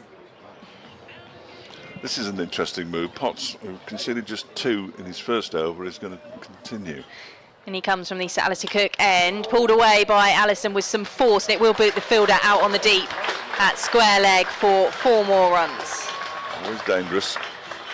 We've had a little look at him. And it's relatively rare for quicker bowlers to bowl successive overs from one end in this form of the game. He took the wicket of Michael Pepper in the previous over for 13. Essex now 40 for 1. Allison has moved on to 13 as Potts is on his way into the Essex youngster, who dabs that one out into the offside for no run. Exactly what Sam Wood said earlier, though. Get your boundary off the first ball, and then you can just sort of accumulate less pressure on you to get the big runs as the over moves on. Yeah, it was great to hear from the Essex bowler, Sam Cook, recovering from that wrist injury. And yeah, he was right, wasn't he? Essex ahead of the run rate. They've got the boundary off the first ball. As Potts runs away from us into Allison for the delivery, which is called a wide. Dave's not sure. Well, there was one in the Essex innings that it did go down the leg side just about, but blimey. If all you can bowl is on the stumps or outside off stump, then it makes it so much easier for the batters to not give them some leeway. 41 for 1. Potts is into Allison, who's defending that one. They decide to go for the quick single as it just drops into a space in the offside. They'll scamper through. Allison moves on to 14. Same score as Walter, who comes on to strike, 42 for 1.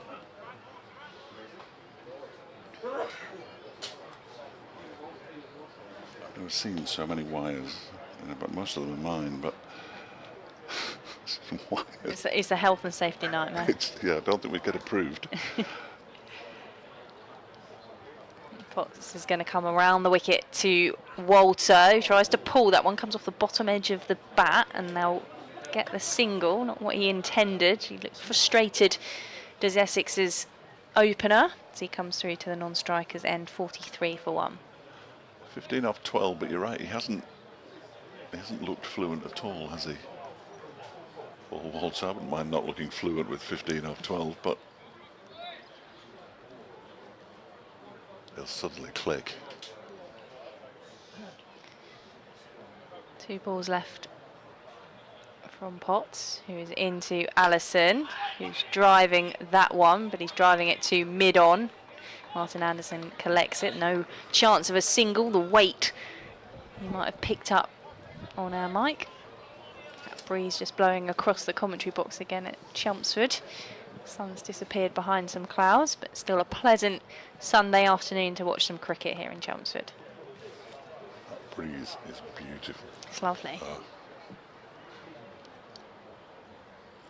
Potts is on his way into Allison, and Allison again hits it into the ground. He's just struggling to time anything here from Potts, and at the end of the over, 43 for 1, and I'm going to make way for James Patient to join commentary. Thank you, Victoria. Yeah, good start from Nick Potts.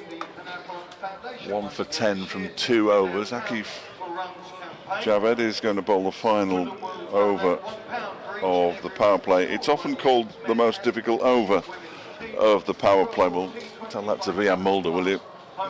Picked up a wicket and went for 1 run in the final over of the Derbyshire power play. Here is Javed then in to bowl to Walter, who just plays an awful looking shot into the leg side. It's fielded by Matthew Montgomery on the edge of the circle at mid-wicket. He hasn't really got going at all, Paul Walter, so far. 15 off. I can't see. 13. I've seen it now. 15 off 13 to him. Welcome back, James. Wow.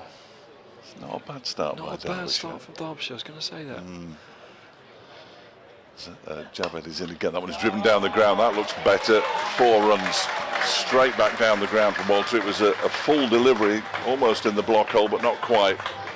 And he sort of leant back and just pummeled it down, strong-armed it down the ground. Nice shot. Umpire had to jump out of the way as well. Mark Newell just lifted one leg. It is Cerise, umpire's top. Well, Javed's response to being hit for 4 beat Walter up to 1947 for 1.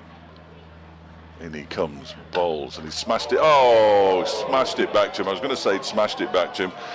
He clothed it back to him, to Javed, and he's now been dropped as well, Walter, on 19.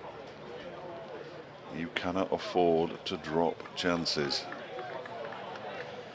He snatched it a bit, didn't he, Dave? Yeah. Those ones can often be a little bit deceiving when they come back at pace. You just react and it sticks or it doesn't. But he had too much time to think about that. And he fluffed it. Too easy. Almost. Can you have a catch that's too easy? We're having Mohamed Ghazanfar is due back for the second half of the T20, the spinner, and he's hopeless off his own bowling. Javed bowls, and that's pulled round the corner for 4. Yeah. He's angry. He smashed it in halfway down. You can't do that on this pitch. And he's paid the price. He's been pulled away for 4. 50 up for Essex. 51 for 1 now. Salt in the wound and all that. Always seems to happen, doesn't it? Always seems to happen. 25 these two are put on in next to no time, it seems. The current run rate of 9 and over would more than comfortably see them home. Derbyshire got a bowl a little bit smarter than that. Here he is, Javed in and bowls. That is smarter. He steps into the leg side and then has to reach for one. It's not wide, and it goes through to an Aaron Donald dot ball. So 1 ball of his second over to go. 18 runs conceded so far. Who will be Derbyshire's bowling hero? Jack Morley is just warming up on the edge of the 30-yard circle at point. I expect to see Martin Anderson soon as well. Will we see Amrit Basra for the first time in the competition with his medium pace? Javed is in again, and that one is smashed into the leg side out towards cow corner for 4. And 12 runs come off the over. End of the power play. 55 for 1 Essex. Derbyshire were 51 for 3, and those 2 extra wickets are very telling indeed, as Jack Morley does indeed come on to bowl. Walter's not playing the most elegant innings you're going to see in your life, but my word, it's been effective so far, and a chance in that previous over for Javed, put down off his own bowling, and Walter is making Derbyshire pay for that mistake. 27 off 18 balls. Yes. 2 boundaries after he'd been dropped. Power to add, bit of left arm spin though. We are going to see Jack Morley. He's already taken 8 wickets in this competition. Bit of left arm spin, bowling to Charlie Allison, who cuts into the gap, and that's going to be 4 runs. It was on the outside half of the bat, wasn't out the middle by any means, but enough pace and power on it to race away to the fence. And Essex, well, they're on a bit of a roll here now, gathering momentum. Point is backward of square, and it went very square, that shot, didn't it? Morley again to Allison. That's slightly fuller, but Allison still opts to go on the back foot and just works that, helps the fielder at deep cover and takes the single. Walter is back on strike. So Essex requiring a 114 now to win. 6.2 overs bowled. Walter faces up to Morley for the first time and works that one into the leg side. Might think about 2 here, as it was slightly in the gap. Walter's come and he's set off. Throw's gone to the keeper, so he's safe. But nearly a mix-up in the middle there, and that's what Essex really can't afford at the moment. They're going along nicely, going at 9.38. The run rate required 8.37. So I don't need to change anything for the time being. Already seen one comedy run out to end Derbyshire's innings. Nearly had another. As Morley fires that in, Allison sort of slaps it off the back foot through the leg side and gets a single. He wasn't happy with himself there. He feels like he should have found the boundary at least.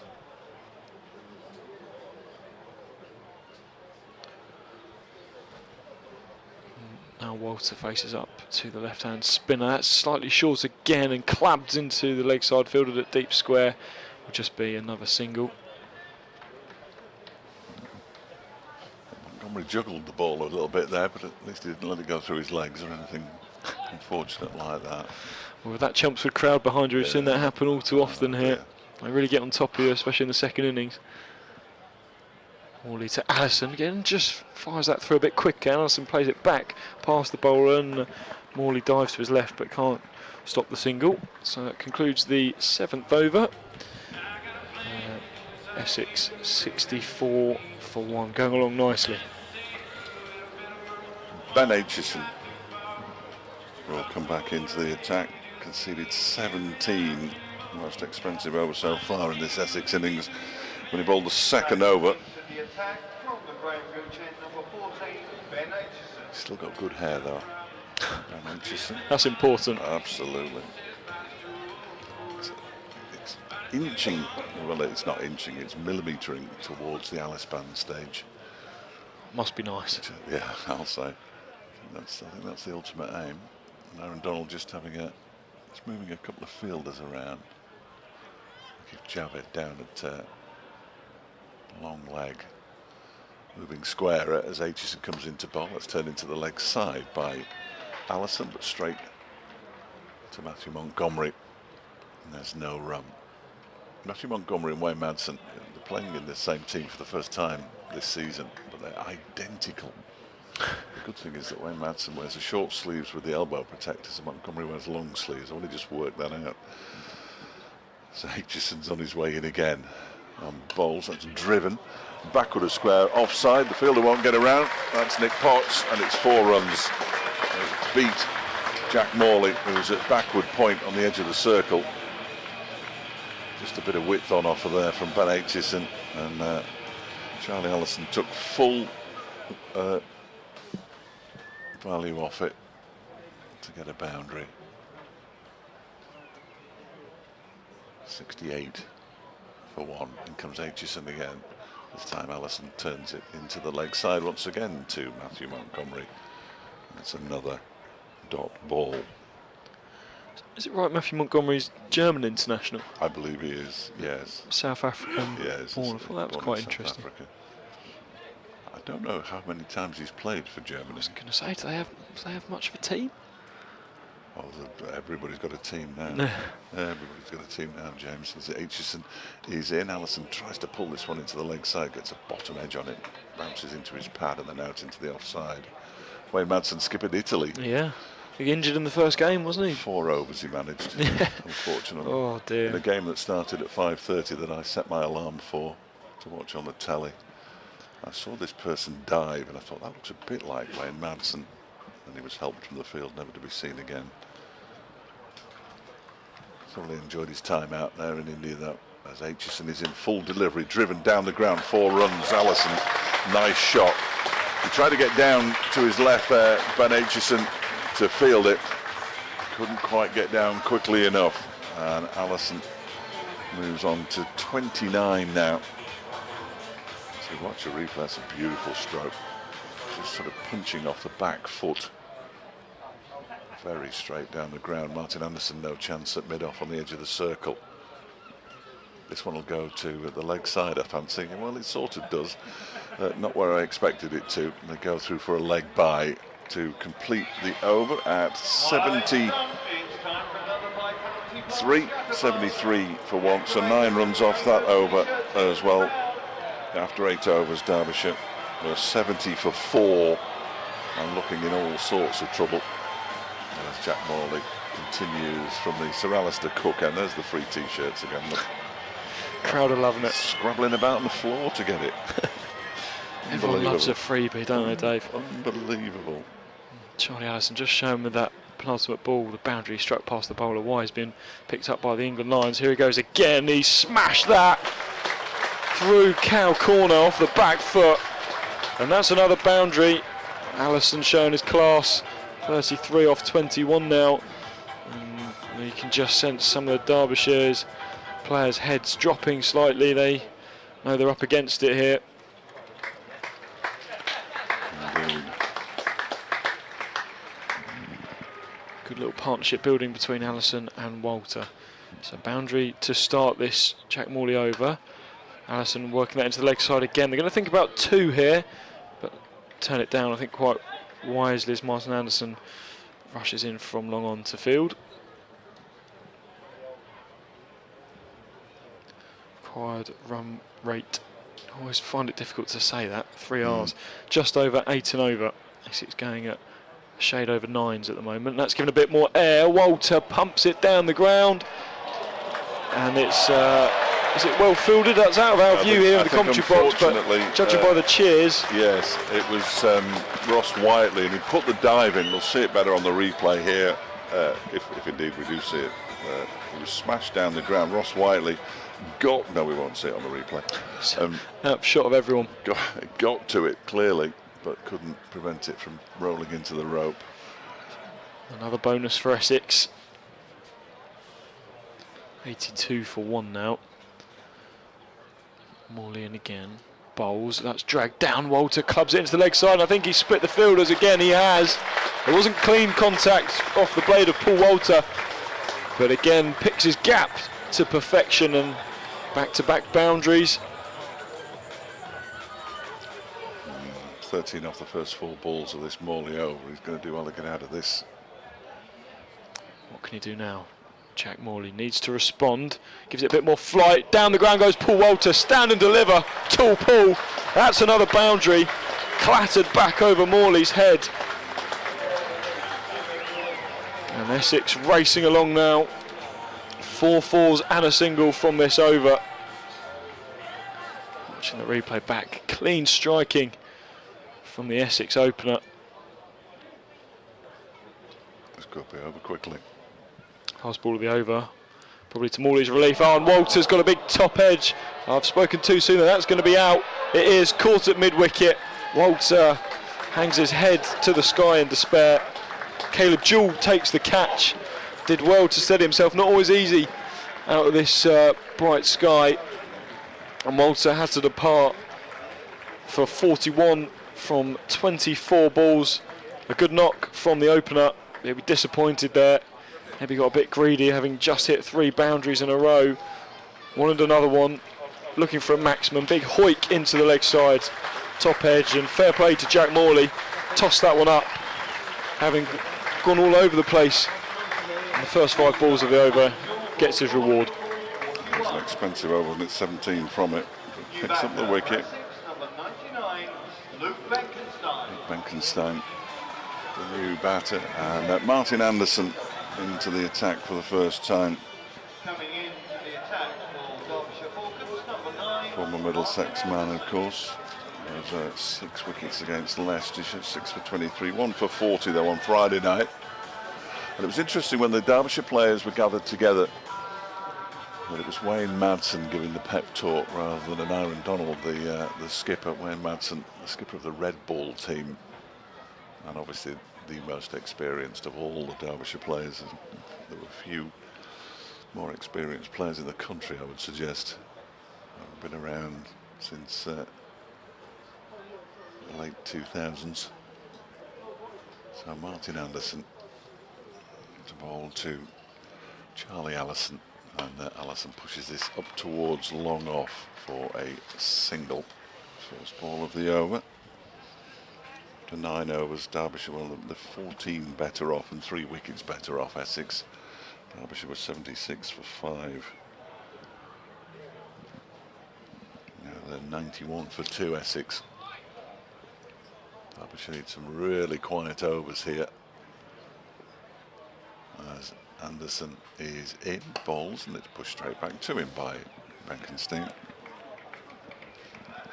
He's having a hell of a competition, isn't he, Martin Anderson, who's the top scorer in the Blast coming into this game, and 5th leading wicket taker at the start of play. Largely due to 1 innings. He's 6 for 23. Brilliant catch he took as well off his own bowling. Astonishing catch. Comes in again now. There's a full length delivery. It's pushed out into the offside. There'll be a shot that stumps from Wayne Madsen that misses. They get through for the single just about, hands on heads, but the bails were not troubled. He would have been gone there. And that was a chance for Wayne Madsen, but he only had 1 stump to aim at, never easy. Aaron Donald got round to make sure that the ball didn't race away for overthrows. Singles in the first 3 deliveries of Anderson's over. That one just pushed into the offside. That dot ball fielded by Caleb Jewell.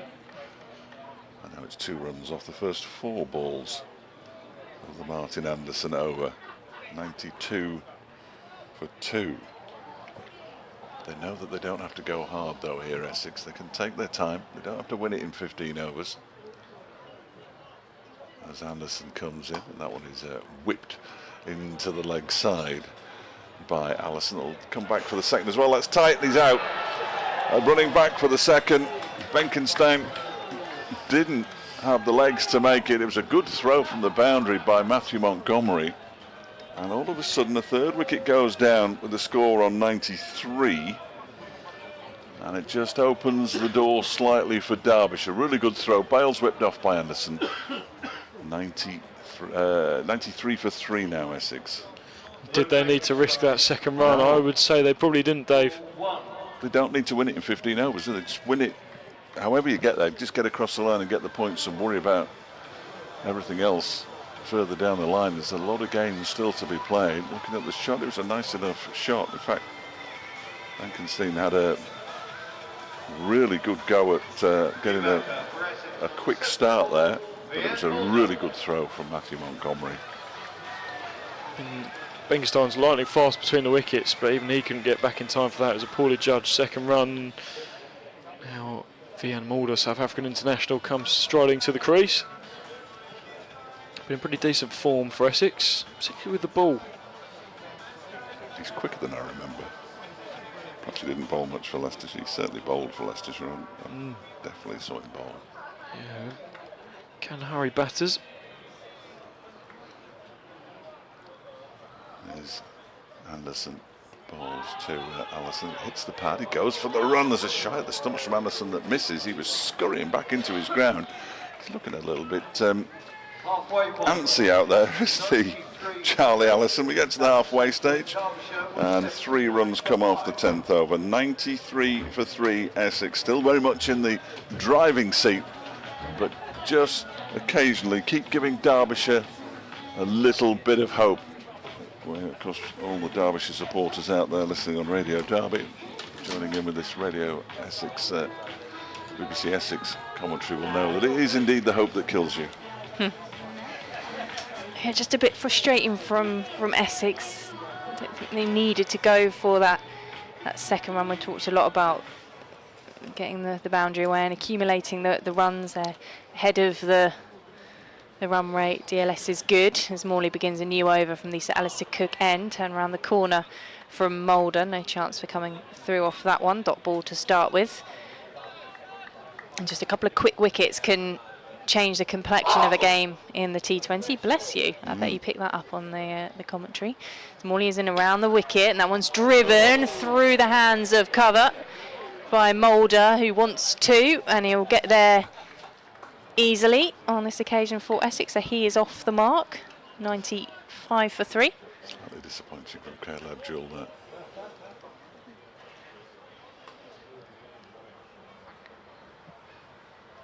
In comes Morley to Moulder, who's played that one fine. Around the corner, comes through for the single, didn't completely get hold of it. And that will be a single to the score. But it's a leg bite, I thought it was, and didn't see the umpire signal. Morley into Allison, who's pushing that one up towards long on, comes in off the boundary, does Anderson. Another single added to the total for Essex. 97 for 3. No panic here. They're still on top, but I do just worry about that middle order sometimes if you do lose a couple of wickets with any team. But Morley is in. That one's driven back to the bowler on the bounce by Moulder for no run. Maybe just a little bit scarred from last season with Essex in the blast where they had that horrible run, and I know they picked up the win and the confidence from Friday.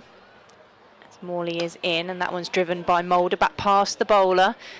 Still no chance of a boundary. It's just a single to end the over. Moulder will keep the strike.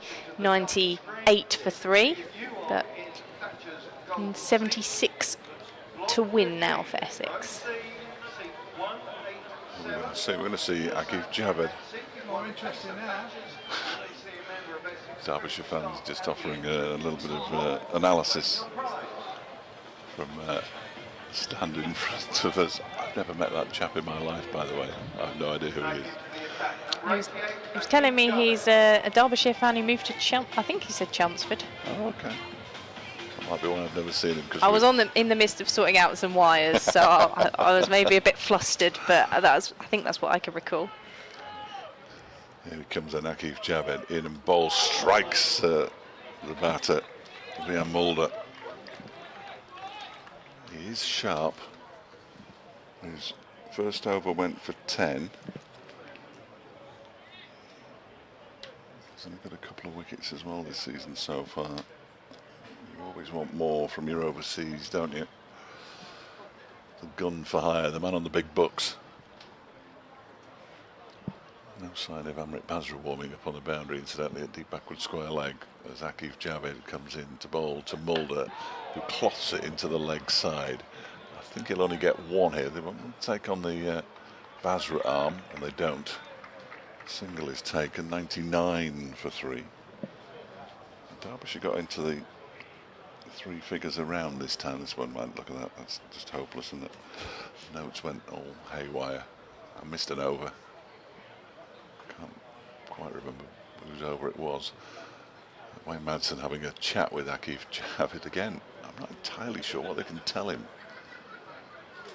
unless he understands more than he's letting on.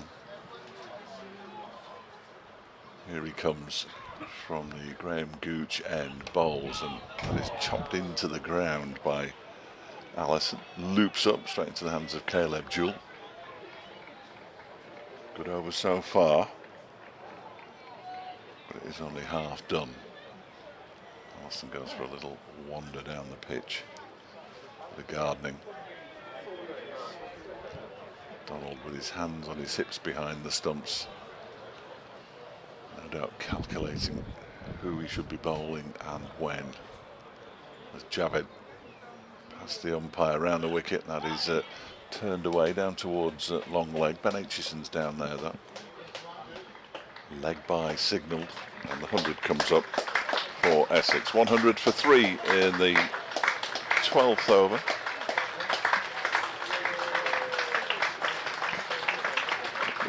The news got around eventually. Yeah, everyone caught on. That's what the applause was for. Rippled around the ground. 100 for 3.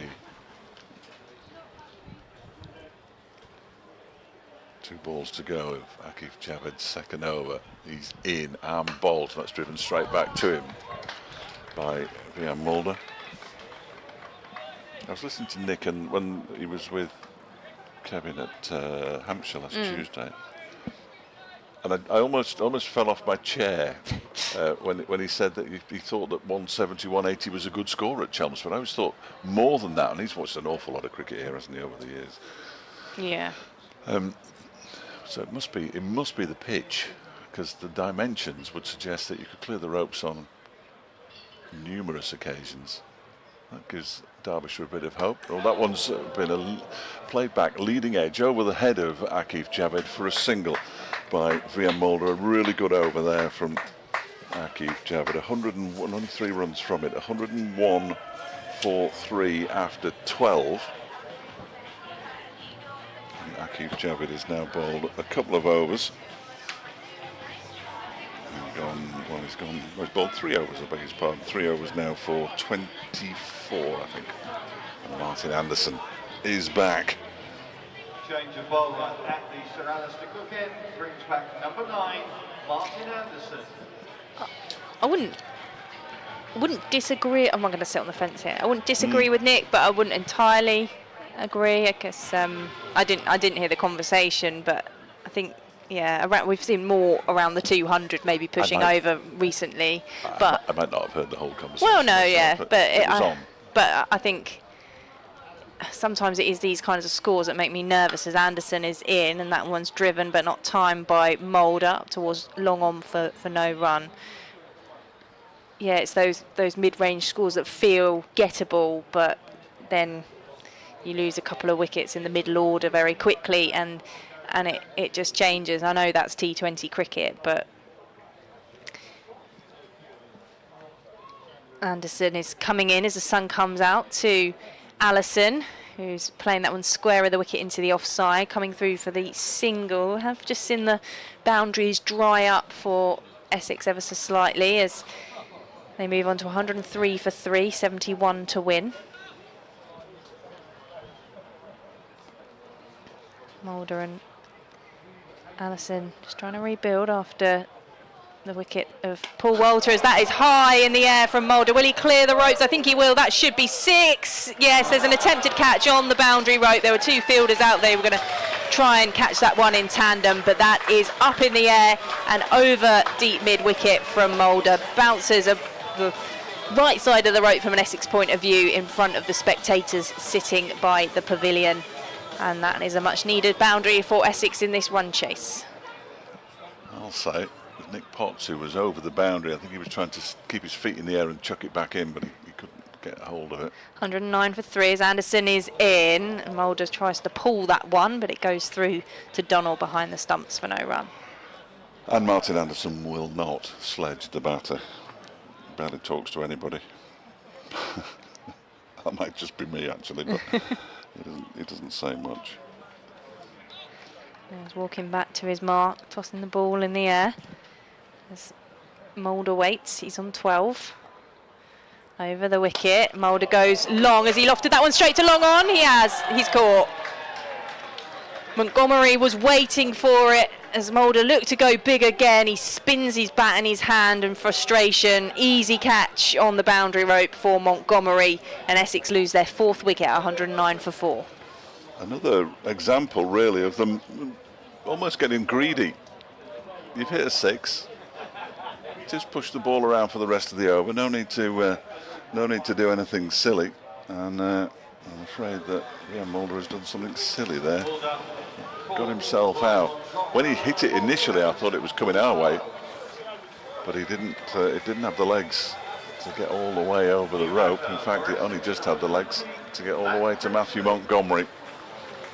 And an 8th wicket of the season from Martin Anderson, with that 6 for doing a lot of the heavy lifting. It just keeps Derbyshire interested, doesn't it? It just keeps them interested. If they can winkle a couple more out, 12 off 13, Mulder, winkle a couple more out, they will not necessarily fancy their chances, but it's Critch though, isn't it? It is. It is, it's Critch. Guess what's going to happen here? Well, I was just going to say he's yet to get going in the blast so far this season. I can feel it. Anderson into Critchley, dances down the wicket and taps that one into the leg side, finds the gap, comes through for the single to get off the mark. 110 for 4 would be a good time for him to find some form this season in this format. He was April Player of the Month for his performances in the County Championship. Really enjoyed his outings against Hampshire in both of those fixtures. And Essex. His figures in one innings were ridiculous. Yeah, 5 for 9. That was in the opening game of the season at the Utility Bowl. But after 13, Essex 110 for 4, needing 64 to win. We do keep a close eye on Matt Critchley. Brought the number 20 shirt with him. And Matthew Montgomery to bowl from the Graham Gooch end, and he pushes it down the ground, does Critchley, up towards Ross Whiteley for a single. 111 for 4.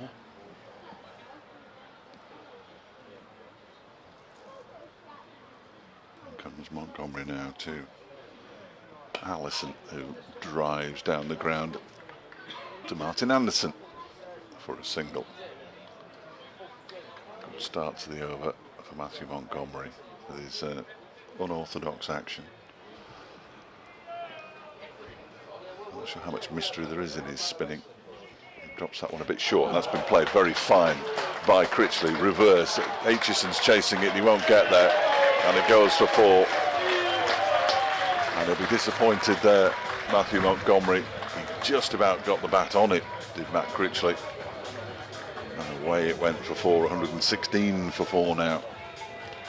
A bit of a cheeky one from Matt Critchley, which just lifts the crowd a bit, doesn't it? Gets them back involved and interested in this Essex chase. He waits as Montgomery bowls. Somebody cracks it out into the offside, takes a bobble. Anderson's got to keep his eye on it. They won't take on his arm. And they get another single, 117 for 4. They need 56.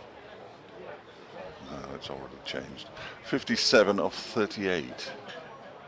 They remain favourites. It struck the pad. There's an appeal for leg before wicket. It sounded like there was some bat in there as well, so it may well have got the toe end of his bat before it crashed into his pad. Umpire thinks so. Yeah. No doubt, says the umpire. 118 for 4. Brings Critchley back onto strike. Montgomery in, he just clips it into the leg side. No thoughts of 2. Out to Jack Morley. Single is taken. The over comes to an end. 9 from it. 119 for 4 after 14 overs. So 36 balls remain. 55 runs to win. We might yet have a tight finish to this game, or we might not. It's going to be Martin Anderson to continue. Yeah, it'll be interesting to see how Essex play this, keeping things ticking over there between the two, just taking the singles when they come. And that's important for Essex, and if they can keep the wickets in hand, then you can hit out, but they won't want to lose too many more. As Anderson is into Critchley, he plays that square of the wicket into the offside. Will he beat the fielder out on the edge? Oh, there's a good stop on the edge. Is that Bazza out there? Who has athletically kept that one inside the boundary rope, prevented the 4. Good run in between the wickets for Essex. They had to run them because that was a brilliant stop in the deep from Bazra. Sort of deserves to save more than 1 run, doesn't it, really? But no, it was a nice piece of fielding. He looked second favourite for much of the race around the boundary's edge. 122 for 4. Anderson is into Allison, who volleys that one back at the bowler and is parried into a gap, allows them to come through for the single. That looked like it might have hurt Anderson on the wrist as it came back towards him. Yeah, it's just bringing out his right hand a bit. 123 for 4. Critchley's on 11. He waits. Anderson is in. Shorter delivery. Swing and a miss from Critchley. Yes, this is the one moment when they could actually be 1, 2, 3, 4, 5, which would be excellent because it would mean they'd lose a wicket. But it's a score that you don't get to say very often. See the breeze blowing the back of Matt Critchley's shirt as he waits, and Anderson turns on his mark. In he comes, and Critchley's lofted that one back over the bowler's head. There is a fielder out in the deep, out of our view, as they come back for a couple of runs. Good running from Essex, which will get the applause of the Chelmsford crowd. 125 for 4. The chance for you to say that score goes begging on this occasion, Dave. Unfortunately, I don't think I've ever said it. Ross Whiteley with the fielding down below us. Anderson into Critchley, and he has played that one out to long on. Just across the line, comes through for the single. 126 for 4. He's off strike on 14, brings Allison back to the crease for 41. On 41, I should say. Sunshine now here at Chelmsford as Anderson is in. Oh, that's up in the air from Allison. I think that's out of the ground. That might be in the river. Back over the long on boundary and away by Charlie Allison. Off it floats. 132 for 4 at the end of the 15th. And I'm going to make way for the final time. So thank you very much to you, Dave. No, and James Patient will come in. Thank you, Victoria. Yeah, James back with us. The final 5 overs. There might not be 5 overs, of course, but this one, Nick Potts back into the attack. That was a damaging blow from Charlie Allison. They have indeed lost the ball, so they will require a new ball. That must happen a fair bit, James. I would have thought the ball disappeared into the river. Yeah, just a bit, Dave. Not the biggest hit in the world, as you may well know if you've ever been to Chelmsford, but that's a huge blow from Charlie Allison, which might settle any nerves that might have been growing in the Essex camp. Derbyshire had been applying some excellent pressure. That was a real release shot, that. 42 runs required to win now from 30 deliveries for Essex. Derbyshire need a couple of quick wickets here just to put those doubts in the minds of the Essex batters. Matt Critchley will be on strike. Nick Potts will bowl to him. I wonder if Potts ever bowled to Critchley in the nets as a youngster. Here he comes then from the Graham Gooch end. Bowls short of a length. Critchley just bashes it into the ground and to the offside. Madsen does the fielding. And a single is taken. They don't need to do anything silly here, Essex, and they will get home comfortably. They won't want to leave it till the last over, of course. Teams don't. But if they have to, with 6 wickets in hand, they ought to be able to make it back-to-back wins. As Potts comes in again, bowls to Allison, who plays that off the back foot out into the offside. Nicely fielded out there by Montgomery. Another single to the total. 40 off 28 required now. We're not going to see Amrit Bazra bowl. He did mark his run-up out earlier. I watched him do it. But we haven't seen him bowl at all yet this season. Bowled a little bit in the One Day Cup last year. As Potts is in, and that one is crunched up to mid-on. They're going to go through for a single. There's a shot that stumps from Whiteley that bounces over the top of the stumps in actual fact. And Critchley gets another one. He moves on to 16 off 11 now, 39 off 27.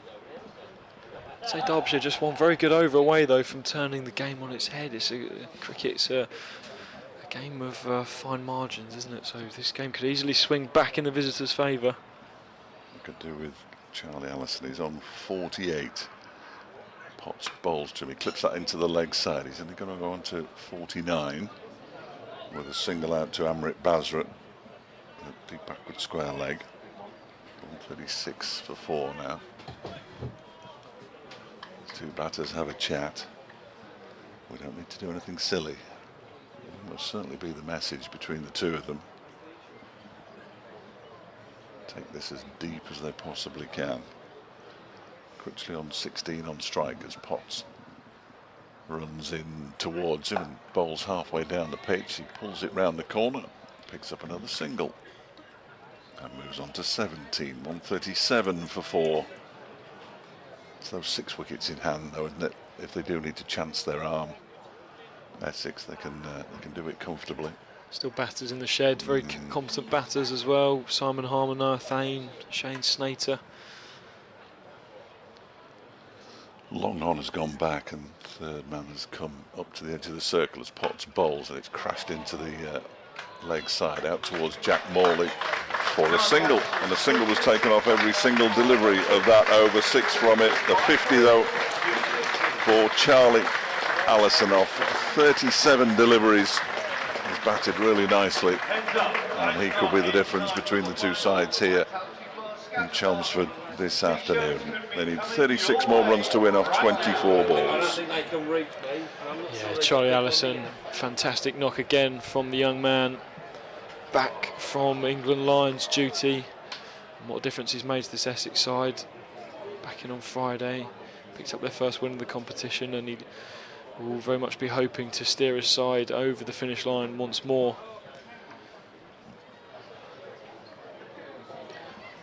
Such a clean striker, the cricket ball. It's a real pleasure to watch. He's been on Essex's radar since he was a very young lad, and he's now facing up to Martin Anderson. That's a full toss, and that's hammered down the ground by Allison. It would just be a single.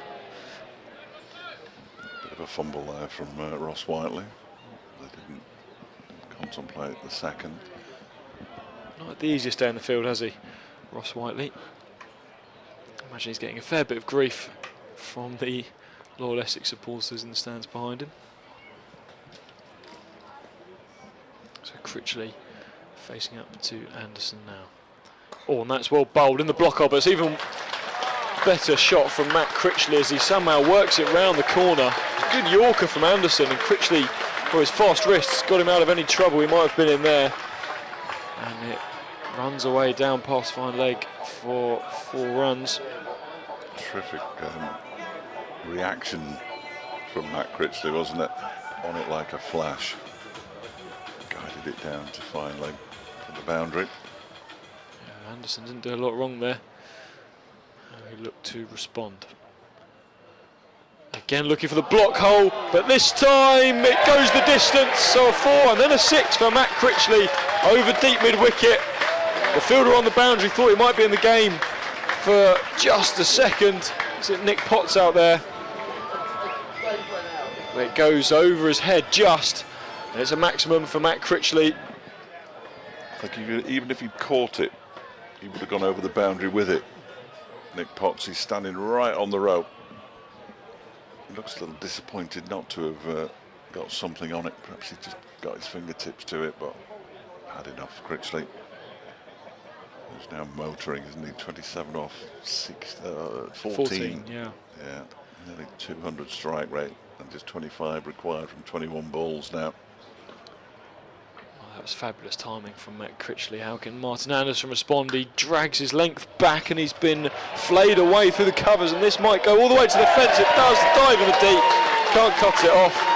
And now Essex are flying. They can see the end in sight. Matt Critchley moves on to 31 from just 15 balls, so he's, as players often do, coming back to haunt his old club. It's always going to happen. You did say it, you called it, didn't you, Dave? It's always going to happen. Yeah, it's just for some reason always seems to be the way. Maybe because he's got experience against some of these bowlers. Anderson comes in and Critchley, not a conventional stroke, but cloths it up to long on, shall we say, and takes a single. That was more of a hoik, wasn't it, really, that one? But gets him another single. 20 required off 19 balls. Essex, red hot favourites. Here's Anderson again. Final ball of the over, right arm over the wicket. That's a full toss, and Allison has munched that through extra cover. A glorious cover drive. 4 more to the total. Essex required just 16 runs to win now. 17 overs gone. They're absolutely flying, these two, Charlie Allison and Matt Critchley. Dave, it's not looking good for the visitors. No, indeed. 20 runs off that over, and it's very much turned the game even further in Essex's favour than it was already. They're bringing back Akif Javed for over number 18. He needs to take 2 wickets in this over if they're to stand any chance, and preferably these two who are out there at the moment. Allison on 55, Critchley on 32. 158 for 4. What can Akif Javed do, if anything, for Derbyshire? He's on his way in now to bowl to Matt Critchley, who just turns that one into the leg side out towards Amrit Basra. They go through for a single. He gets a bit of jip, having failed to prevent the last ball from crossing the boundary. I think if he had done, it would have been something special. There must be a half-century stand between these two. It is 50 stand in next to no time between Allison and Critchley. Critchley's got 32 of them. He really has taken the game by the scruff of the neck, as Derbyshire fans will know all too well he can do. Javed in, bowls, swing and a miss from Allison. In fact, he did a full 360. Ended up back facing Akif Javed after he'd gone through with the shot. Dot ball. 15 off 16. It's not really the kind of equation that teams fail at, is it? Less than a run a ball. No, yeah, I think you're right though. It has to be really 2 wickets in this over and no more runs for Derbyshire.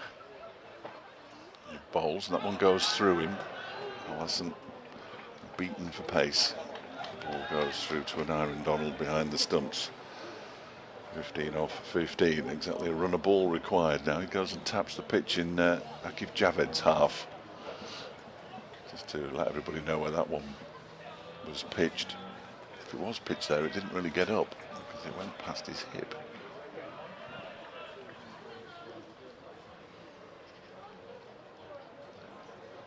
Allison waits. Over his back, then lifts it up, and Javed bowls. He guides that one down to third man. I'm assuming there's a fielder down there. There is. Can't quite see who it is from here. He's shielded from us by the stand. It's Matthew Montgomery, I think. Single is taken. Allison moves to 56. 160 for 4. 14 off 14. Derbyshire have got to take this to the last over, if they possibly can. The home crowd starting the Eagles' chants now. They know they're in the home straight. Could be lively leaving the ground there. Possibly. 160 for 4. Javed bowls short, and it's pulled into the leg side. Well, it's clothed into the leg side really by Critchley. Out towards Jack Morley, and another single is added to the score. 161 for 4. 1 ball of the over to go. And then 2 more overs. 13 runs only required now by Essex. I'll be able to sit back and let James call them home. Not done yet, Dave. Stranger things have happened in cricket. Final ball of Akif Javed's spell then. He's in bowls to Allison. That one is lifted into the leg side. It bounces in front of Amrit Basra. Keeps them down to a single. Allison moves to 57 and keeps the strike. 162 for 4 then. 12 required of 12 deliveries. Only 4 runs off that over, so well done to Akif Javed for a relatively miserly spell in the end. And Ben Aitchison is back to bowl the penultimate over of the match. Yeah, the 26-year-old from Southport's going to have to pull something extraordinary out the hat in this over to take this game to the final 6 balls if he can. He was the County Championship Player of the Round in the last set of matches. Very talented. I think you always get cricketer. that if you're a night watchman and you get a century of balls. Helps, doesn't it? It was nailed on. So here he comes, bowling to Charlie Allison. Oh, and that takes the inside edge as Allison takes a hand off the bat, looking to play it down the ground. Lost his shape there. Could have gone anywhere really, but they come through for a single. So 11 runs required for Essex from 11 balls. And it would be if they can get their back-to-back victories. Beat Kent on Friday night, rather convincingly. And set to do the same this afternoon against Derbyshire. As we have some glorious Chelmsford sunshine at last. Been quite overcast for the majority of today. Aitchison bowls again. Critchley cuts that to the fielder at deep backward point. Comes through for a single. Essex can do it in ones now. I wonder if there's an argument for Donald to bring some of the fielders up and make these Essex lads try and hit over the top, try and force the issue, do something a bit special, because otherwise Essex are just going to be able to stroll home. There's Charlie Allison on strike now. Aitchison bowls, straight delivery, and Allison just works that into the leg side. Think about 2 for a moment, but good fielding. Potts the man running in from the mid-wicket boundary, keeps it to 1, so 9 to win now from 9 balls.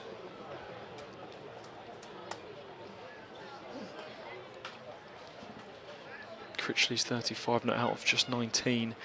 Allison at the other end 59 off 45. Here is Matt Critchley. That's well bowled by Aitchison, really in the block hole, but Critchley again has done well to dig it out and play it down the ground for 2. 7 to win now from 8 balls. Take it into the final over here. Or will it be finished with a couple of blows from the Matt Critchley bat? Might look to do it in style against his old team. Here comes Ben Aitchison bustling into the crease. Bowls back of length. Critchley does look to finish it in style. Has it gone all the way? No, it hasn't. He's been caught by Nick Potts on the boundary, so this game is still alive. Critchley trying to finish it with a glamour shot. Hasn't caught hold of it cleanly, and it means Simon Harmer is going to have to come out to the crease and try and get things done, the Essex captain. And Essex still needs 7 runs to win from 8 balls, so there may now be a few nerves jangling in the Essex camp. Dave, I'm sure you'll tell me there's still nothing to worry about from an Essex point of view. Well, you couldn't have a more experienced player coming out to try and get them over the line, could you? That's the thing. If it was a 19-year-old playing in his 4th game, I think there'd probably be jelly legs out there. But I can't imagine that Simon Harmer for one moment doesn't think that Essex are going to win this game. I mean, I still think Essex are going to win this game. They're not going to win it as comfortably as perhaps we thought they might. So Derbyshire clearly not too far away from a par score here, which will disappoint them, I'm sure. Well, it shows they weren't far off really. Another 20 runs, and this is a very interesting contest indeed. And a correction, there's only 7 balls left, so it's a run of ball, 7 from 7. Simon Harmer is on strike. Charlie Allison, though, the set batter at the other end, he's 59 or 45. If there were 2 new batters at the crease, again, that might be a completely different story.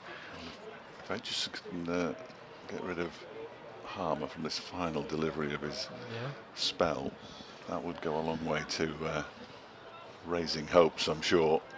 He's put a point in as Ben Aitchison. Here he comes, Simon Harmer facing his first ball. Lashes that past the fielder at short cover, and that's going to run away to the fence. Well, it's hard to even call that a chance because Simon Harmer hit that with such force. I think is it Wayne Madsen there? Yeah. If anyone was going to catch it, we wouldn't bet against Wayne Madsen, but Simon Harmer has thrashed that through extra cover for 4, and that will ease any nerves in the Essex camp. And here at Chelmsford, and Dave, I'll let you. No, No, okay. It's you. Nick Potts will be bowling. Well, Essex will win. It's The end is very nearly in sight. 3 runs to win for Essex now. 6 balls to go. 5 wickets in hand should they need any more. Charlie Allison's in on 59 and he will face up. And it looks like, yeah, Nick Potts is going to bowl the last over. There's having a discussion with his captain, Anurin Donald. And having quite a lengthy discussion here, which Wayne Madsen's gone over to join him now. So there's now 4 Derbyshire players at the top of the bowler's mark. Whiteley has joined in. They're calling players up from the boundary. There is almost no point in having players on the boundary and stopping singles. Yeah, absolutely no point at all. Make Charlie Allison try and hit over the top and hope that which he makes a mistake. Capable of doing. Yeah, well, of course. But there's no point, as you say, Dave, letting him just milk the singles, because 3 runs to win. Derbyshire need something special here. So I think the sensible move is to bring everyone in. They're going to have a 3rd man in place still. And it looks like a fielder at deep square, just in front of square he's moved to, and they've got a fine leg who's quite wide. Here comes Potts then, scurrying in, bowls back for length to Allison. That's sort of clothed and under edge. Might think about 2 here, Essex. Oh no, there's confusion, there could be a run out. Oh no, and Donald has thrown it straight at Allison. Allison seems to be in some discomfort. It's hit him in the shoulder, and that was absolute chaos out in the middle.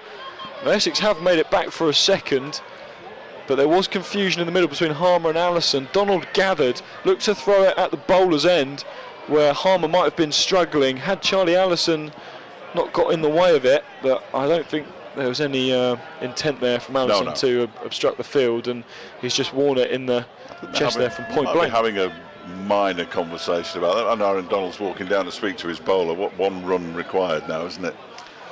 What can they do? They can appeal for obstruction of the field. Scores a level now. I think he's got to speak to Nick Potts, who, if he comes out quickly enough, we will be speaking to on BBC Radio Derby before 7 o'clock. If not, you'll be able to hear it via all the usual social media outlets. And in Sports Scene at 6 tomorrow evening as well. Nick Potts needs to bowl 5 dot balls here to Charlie Allison. Good luck. Take 5 wickets. Or take your 5. Either or, take your pick. Nick Potts, here he comes, bowling to Charlie Allison. It's a full toss, it's hit straight back at the bowler. Will they hurry through for a single? No. Potts gets a hand on it. So there's one of the dots. Scores are level. Essex need 1 run to win. Allison is 61 not out. Harmer's 4 from 1 at the other end. No need to panic here. Allison, 4 balls. There's Caleb Jewell going. Coming to silly mid-on. Yeah. Don't see that every day, especially not in T20 cricket. He stood next to Simon Harmer at the non-striker's end. Here is Nick Potts then, bowling to Allison, who steps away and looks to work it through cover. Oh, that's good fielding. Could be a run out here. No, Harmer dives and gets back in time. Excellent fielding from Wayne Madsen in the covers.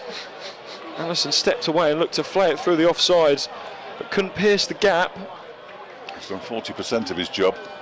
Two of the 5 deliveries have been dots. Yeah. Surely we're not going to. James, we're not going to see a tie. I can tell you that for nothing. Well, I'll take your word for it, Dave. Here comes Potts, bowling to Allison. He's got silly mid-on in place. Allison goes down the ground and he finishes it in style for Essex. It's a 6 and it's a big one into the houses in Hayes Close. Essex win by 5 wickets. It's back-to-back victories for them in the blast. Charlie Allison will end on 67 not out. A fine innings from the young batter. Simon Harmer's 4 not out at the other end. And Dave is going to shoot off. Thank you very much from my colleague from BBC Radio Derbyshire to try and get some post-match reaction. But a glorious win in the sunshine now for Essex. I can just run you through the scorecard of that second innings. Pepper went for 13. Bowled Potts, caught Donald. Walter made a an excellent 41 from just 24 balls. Bold Morley caught Jewel. Allison was there at the end, 61 not out from 48 deliveries. Benkinson was run out for 1. Mulder dismissed by Anderson for 12. Critchley made a good 37 against his old side. Mahama, the captain there at the end, as to help see things home. He was 4 not out, and we will go and gather some post-match reaction for BBC Essex, which you'll be able to find shortly on BBC Sounds. But from us here at Chelmsford, thank you very much for joining us, and we'll be back next week for another ball-by-ball commentary in the T20 Blast. Have a very good evening.